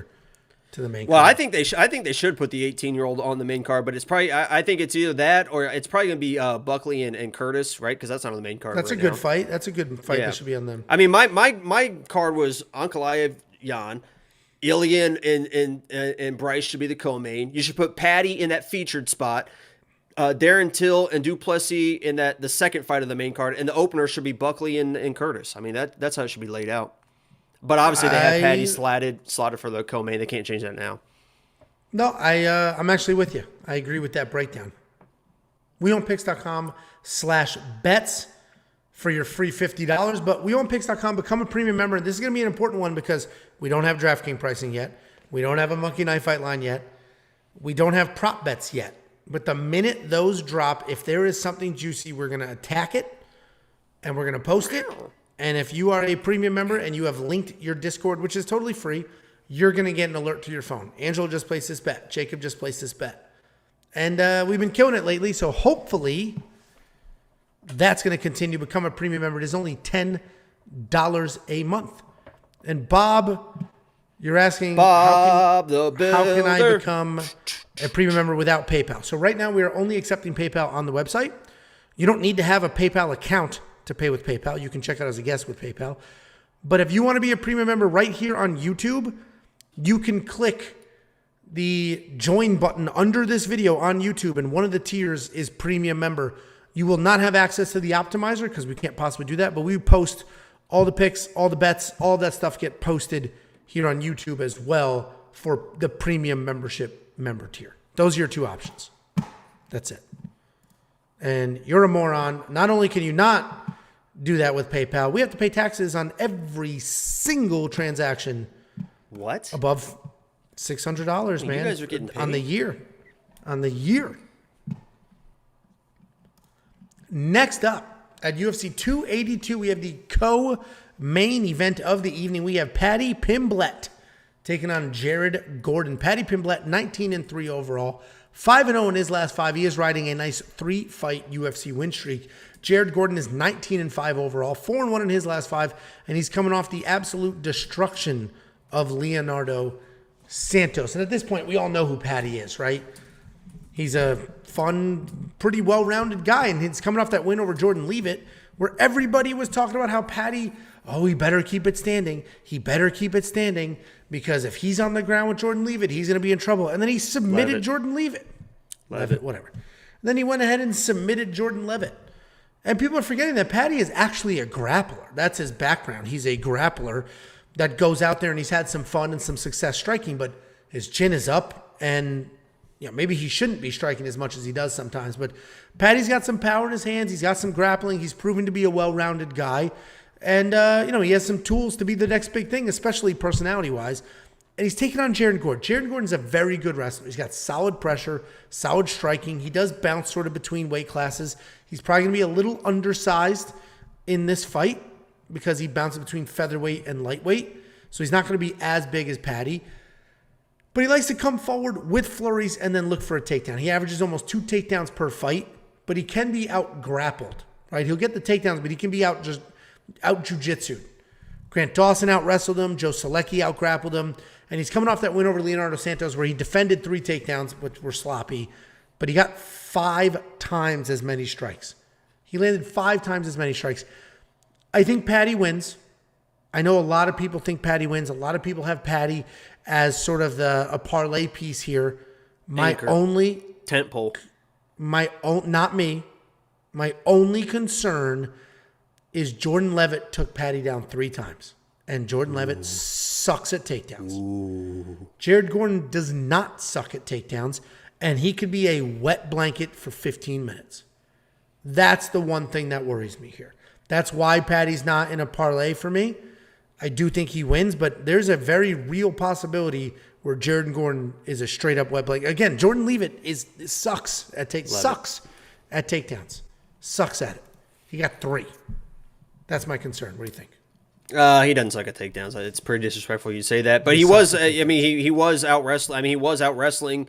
No, whether he does or he doesn't, he was out wrestling Paddy. That went to the second round, and every single cage position, it was Leavitt that was controlling those positions, and Paddy out scrambled him for the submission win. So yes, I disagree with your terminology and the way you're speaking about Jordan Leavitt, but the truth of the matter was he was getting out wrestled at times by Jordan Leavitt. But Jordan Leavitt is I think he's a better controlling type grappler than Jared Gordon. And as I mentioned earlier, if you guys are just tuning in, make sure you like the stream, by the way. But if you guys are just tuning in, before we were talking about Raul, right? And I mentioned that the UFC props up their boys, their prospects, and they give them matchups that are favorable to them. Doesn't mean that they can't lose, but they're favorable matchups. And this is another one with Jared Gordon, a very favorable matchup for Paddy because he's not super dangerous. Jared Gordon is tough as shit. Right, and his story, if you guys don't know his story, watch the UFC countdown with Paddy and Jared Gordon. The guy was an addict, on drugs, in jail, everything, came back and turned his life around. So hats off to Jared Gordon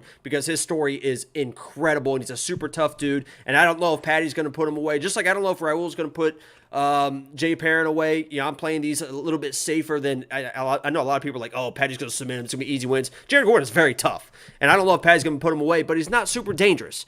And if you're not super dangerous against high-level grapplers and people that are dangerous like Paddy Pimblett, it's bad news. Even if it goes to a decision, you're going to get beat on, you're going to get out-grappled, you're going to get, in the judge's eyes, the aggressive fighter is going to win. And that's how I see this matchup going. Jared Gordon is tough. He's got a high guard. He's going to take the shots. He's probably going to maybe not even get submitted, but it's going to be Paddy that's pushing the pressure, pushing the pace, winning the scrambles, and in the judge's eyes, if it goes to a decision, they can even be biased too by the crowd. It's going to be a Paddy decision. Maybe he finds a finish as well. So I'm Paddy all the way. I think this was a matchup made for him, and he should absolutely dominate just like Raul and just like the main event coming up. I hear you. Listen, I'm not anti-Paddy. I like Paddy quite a bit. I do think he wins this fight. This is not like a rant, like, oh, you can't. There is if I do a parlay, it's like in my mind, I don't even really see a path necessarily for the other person. there's a path for Jared, and we just watched Patty get taken down a few times. That's the only thing that worries me because Jared's a very good wrestler. So I agree. I think Patty wins. He is not in the premium member safety parlay. I did not put him in there. If you like him, then go ahead and mix up the parlay. My 2 leg is going to hit guaranteed. If you don't like the 3rd leg, put Patty in the 3rd leg. Holy shit, what a jinx that was. My God, we're going to get destroyed now. If the 2 leg doesn't hit, then, yeah, it is crazy. And the premium member parlay, if you don't know, we talk about premium membership. We talk about everything you get with your $10. It's only $10. One of the things you get is a parlay. Every single week we do a 2, 3, and a 4-leg premium member-only parlay. And the last 4 weeks, that parlay, if you put 1 unit on each leg, the parlay is up 11-something units. And I do not factor that in to the 51 units I say that we're up. The premium parlay is its own thing. And I let it be its own thing. But it's been doing well. It's been hitting. The first 2 legs have been absolutely crushing. We've been getting to the 3rd leg. And the 4th leg did miss last week. What?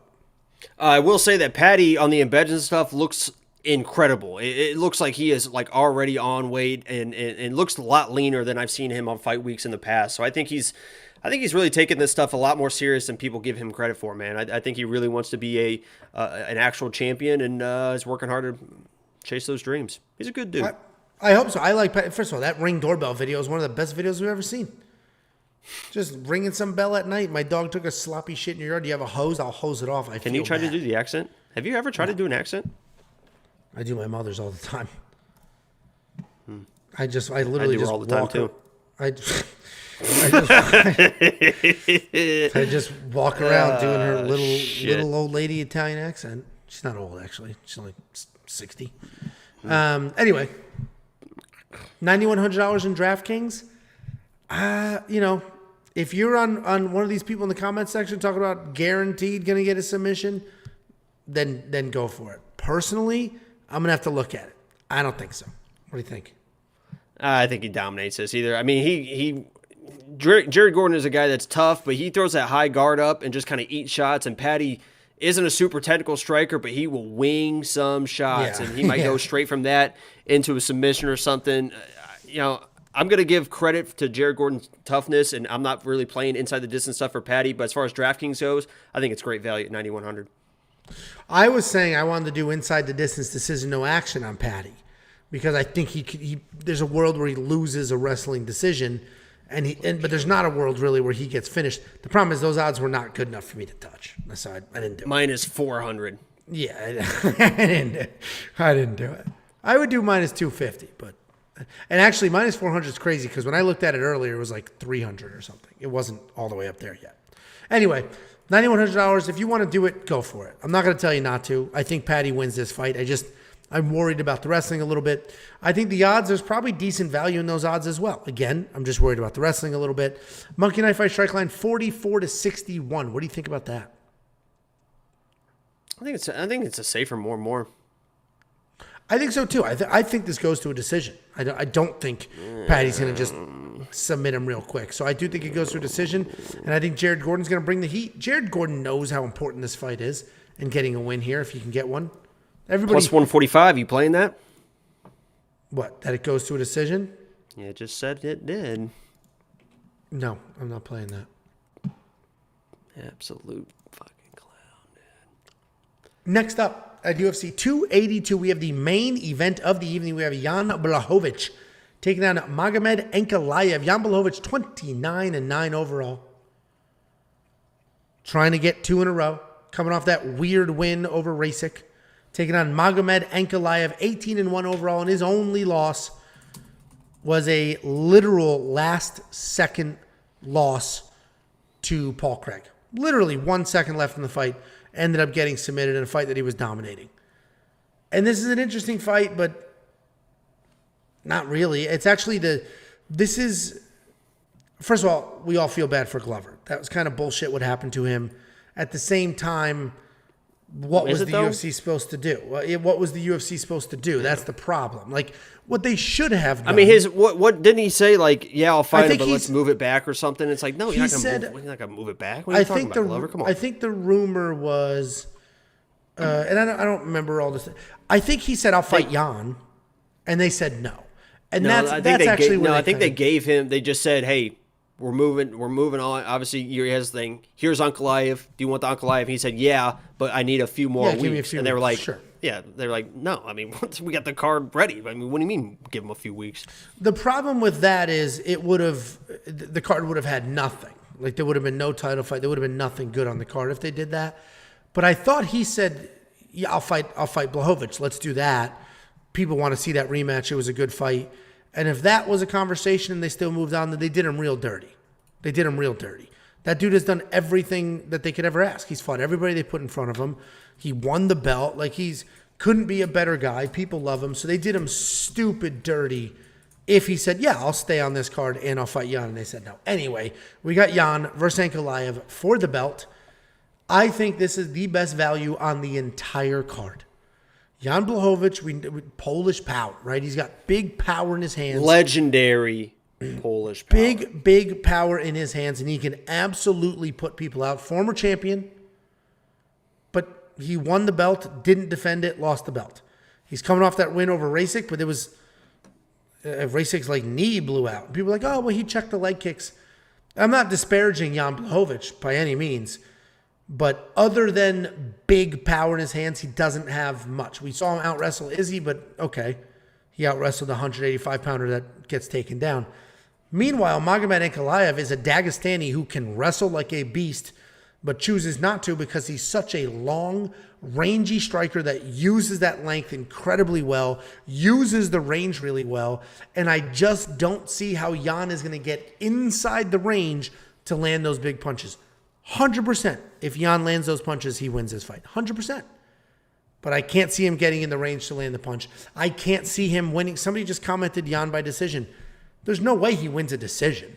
There's no way he wins a decision. That is like, literally Jan winning a decision is the least likely outcome for this fight. The least likely outcome for this fight. Ankalaev can win a decision. Ankalaev can win by stoppage. Jan can win by stoppage. Yeah, Jan cannot even win the a odds are. decision. I mean, the odds are plus 550 for points and plus 500 for KO, TKO. So it's the same close, but short bus dude. And at this point, you must be trolling. I'm never pinning a comment again because holy crap, you're not all there. What do you think, Jake? I think Magomed Ankalaev at minus 255 is literally the best value on this card. He should be a minus 500. Yeah, it's kind of surprising. I don't know what the odds makers really are thinking in that because I put them in parlays. I put money lines on it as well. I think it is good value. Obviously, I guess they respect the punching power. These are big dudes, and he does hit. But you nailed it, right? There's nobody that keeps range better than Ankalaev. You can't hit the guy. I mean, he is rangy with his kicks. He's rangy with his strikes. He's a good counter striker. As you mentioned, he can go to his wrestling if he wants to. He can win any way he wants. I've been screaming it for a few years now that he will become the champion. I didn't think he was going to be this quickly because I thought there were some other people in the mix. Obviously, stuff happened with Jiri and all that stuff. But this guy's going to become the champion. And he's going to become the champion for a long time. And I know he's kind of boring at times, but he's just so technical, and you have to be boring to keep winning fights. If you're this guy that just throws down and brawls all the time, you're eventually going to lose. If you're boring, you could be the champ forever. I mean, look at John Jones. I mean, I'm not saying that he was like super boring and he's been in wars before, but there comes to a point where if you want to keep your belt, you just keep the range, you don't get hit, you get out of there, you get your money, you keep the belt, and you fight for another day. And that's exactly what Ankalaev is going to be for the next year, 2, 3, 5 years, because this guy is on. I mean, he's the real deal, man. Real deal. And there's nothing against Jan. We like Jan. He's a super good dude. I mean, if you watch the countdown and stuff, he is hilarious, by the way. He is a funny dude. I like Jan. I'll be rooting for him in this matchup. He's not going to get my money. Nothing on that. I'm not even going to put a sprinkle for being live in this matchup. So I'm Ankalaev all the way. 100. It's literally the best value in the entire card. You're just not going to get better value than this. The odds are crazy. I expected them to be way more dramatic. And you say the odds makers, but at this point, it's not the bookies. It's the people. Yeah, it's the people. The people have decided that Jan's live. And I guess, in the comment section, some people think that, but a lot of these people thought Jack I didn't know he was at smoke. Extreme Couture either. He's been there for years now. So he's been a local dude. It's not like he comes back and forth. He's in Vegas. He's at Extreme Couture, and they've got some people there now, man. That's a good camp, especially for somebody like him. Yeah, listen, I hear you. I like Jan quite a bit, It'd be wild if he won this fight. I hope he wins this fight, right? I know Glover, known the guy for a very long time. Someone said you should do your research. Blachowicz has a 3-inch reach advantage. He outstruck Adesanya for 3 rounds, then wrestled him. Those are facts. Don't listen to these idiots. These people are idiots. They're like, we got sell your fucking mom's car. All right, get the title out of the glove box once she goes to sleep, and you can sneak out and get your little fucking snacks, and go sell your mom's car and put it on Jan Blachowicz and see what the fuck happens. Look it up. 3-inch reach advantage. You know that means 1.5 inches on each. Reach advantage is your entire wingspan, so that's 1.5 inches. That's your fucking dick size reach advantage for Jan Blachowicz. Listen, I'm with you, and reach advantage is so stupid. Those are people that just don't know what they're looking at with fights, and then they just look at those random stats that mean nothing. So anyway, we're both on the Ankalaev side. I think it's the best value in the entire card. You seem to be agreeing with that as well. $9,200 in DraftKings. I'm going to do it. It's 5 rounds, which is why, but he can be low volume and he can be boring, which is the issue. That is the issue. And he is a Dagestani and he can wrestle, but he doesn't always use it, which is part of the problem as well. But he may, we just watched Glover, not just, but a little over a year ago, not that far ago, destroyed Jan. First of all, he dropped Jan. Hey, with the genius with the 3-inch reach advantage, he had a reach advantage over Glover too. How'd that work out? Because it wasn't the wrestling that did it. Glover dropped Jan, and that's what did it. Well, how about that reach advantage? Muppet. Thiago Santos is a 185-pounder, and he knocked out Jan. What was the reach advantage for Thiago Santos? Oh, he didn't have one because he's a 185-pounder and he's shorter. People just say stupid shit. Everybody's a comment section genius. Ankalaev's going to win this fight. I do think he's a parlay piece. I think his money line is still worth it. The DraftKings, I will have him in mind. The one thing that worries me a little bit is... He didn't drop Jan. What are you talking about? Glover didn't drop Jan. What? Don't listen to these people. Don't listen. They're just not smart. That's the one thing that worries me, though, is that he's not going to wrestle. And it is going to be a striking match. And he's going to win a striking match, no problem at all, because he managed that range so well. But it's not going to score that well in DraftKings. That's the one thing that worries me in that, but I still think I'll spend the $9,200. You're not? Is that what that head shake was? Yeah, I'll have to see how the lineup stacks up. I don't think he's like one of those like, oh, you gotta put him in your lineup type thing because he's gonna dominate. He could dominate, but as we've seen in some of his fights and a lot of his fights, he will just kind of wait, and this could be a lot of just staring. Because Jan knows the counters are coming. He's going to try and feint the counters out. And Magomed's going to be waiting for the power shot. It could be a lot of just staring. And that's not going to score well. So it is 5 rounds, but he's not like a centerpiece for DraftKings, I wouldn't say. Yep. No, I hear you. The only reason I like him in DraftKings is he's as close to a guaranteed win as you're going to get in a fist fight. I mean, there are fist fights. Anything can happen. And he's about as close as you're going to get here. Monkey Knife Fight strike line 62-91. I think it's a more. I think it's a kickboxing match. I think it goes quite a bit. Ankalaev can be low volume, so the 91 is a little worrisome, but I think he's going to work in a takedown. I think he'd be foolish not to. I think he can outstrike Jan, no problem, but why wouldn't you work in the takedowns? Because Jan's last loss, he was taken down somewhat easily and then eventually finished. Why would you not go down that path? He does have very big power, and while Ankalaev doesn't necessarily, doesn't need to worry about it, why put yourself in harm's way? And, we mentioned the Paul Craig situation where he was submitted. Jan's not triangle choking Ankalaev off his back. It's not happening. No. Do you agree with everything I said? Because I'm very smart at this. I do. And someone said, why are you guys so mad? Nobody's mad. I don't give a shit. No. We just get frustrated when people say stupid things. It's just a little frustrating at times. But we love. I mean, even when we're going at you guys. I mean, Angelo does actually hate you guys, but I don't give a shit. Like, you guys can say what you want.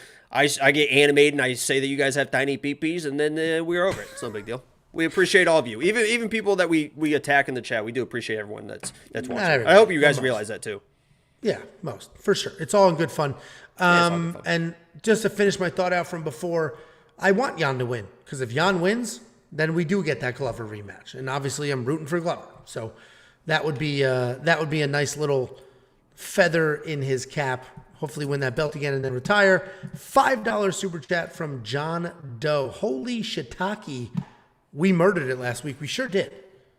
We sure did. Jacob and I put, 13 units on the board? Profit. 13 units of net profit on the board. For me. Which is why you should all be premium members at WeWantPicks.com. Click Become a Member. Guys, we're giving away $1,000 for free.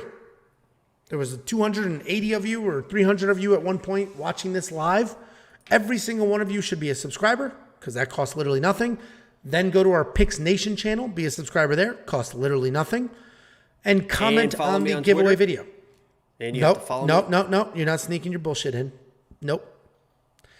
All you need to do is subscribe to the 2 YouTube channels, comment on the giveaway video, and if we hit... Did you hear that? Did you hear that pop? Yeah. I just broke my fucking chair. Or I got shot. One of the two. Anyway, subscribe to the 2 channels. It costs nothing to be a subscriber. Comment on the giveaway video. If we hit 10,000 subscribers before the end of the year, which we will do, we only need 900 more, and it's Tuesday, and we still have a month left. It's going to happen. Subscribe to the channels, make a comment. We're just going to do a random comment picker, and whoever's comment we pick gets $1,000. We'll let you guys vote if you want to do, 4 people for $250, 2 for $500, whatever it is. Subscribe, comment, costs nothing. Get yourself in the mix. What does cost something is premium membership. It's only $10 a month. That's it, $10 a month. $2.50 a week. We've given you 51 units of net profit in the last 4 events. 4 events in a row, 51 units of net profit. It'd be foolish at this point. I don't know what else we need to do for you because you also get a DraftKings optimizer, Prize Picks plays, Underdog plays, Monkey Knife Fight plays, full FanDuel slate duel, DraftKings player rankings, ownership. You get all of the things. $10 a month, $2.50 a week. And if you want $50 for free, get your holiday season going, get some gifts for some people. All you need to do is go to WeWantPicks.com/bets. Sign up with any one of our betting partners. Make a deposit, and we'll send you $50. You just got to use our links at WeWantPicks.com/bets. Jakey boy, any parting words? Look out for the Lock of the Week video. Probably going up tomorrow, but we'll see how it goes. That'll be a fun one. Lock of the Week back on track. Phil Rowe actually follows me on Twitter now. I got Adrian Yanez following me on Twitter. I mean, I am a people's person. All right. Well, thank you all very much. And thank you. And wait, I wasn't done. It's not done. Make sure you like the stream. Subscribe if you are new. And we do appreciate every single person that's watching right now. Even the weirdos and everything else. Except for Didi and Oliver. I think they might be gone for good. Because they've been acting weird the entire chat. I've been timing them out literally the entire night. So, yeah, we'll see you guys. We'll see if you stay. But we appreciate all you guys for sure. Thanks for the watch. Do all the things. And we'll see you later this week.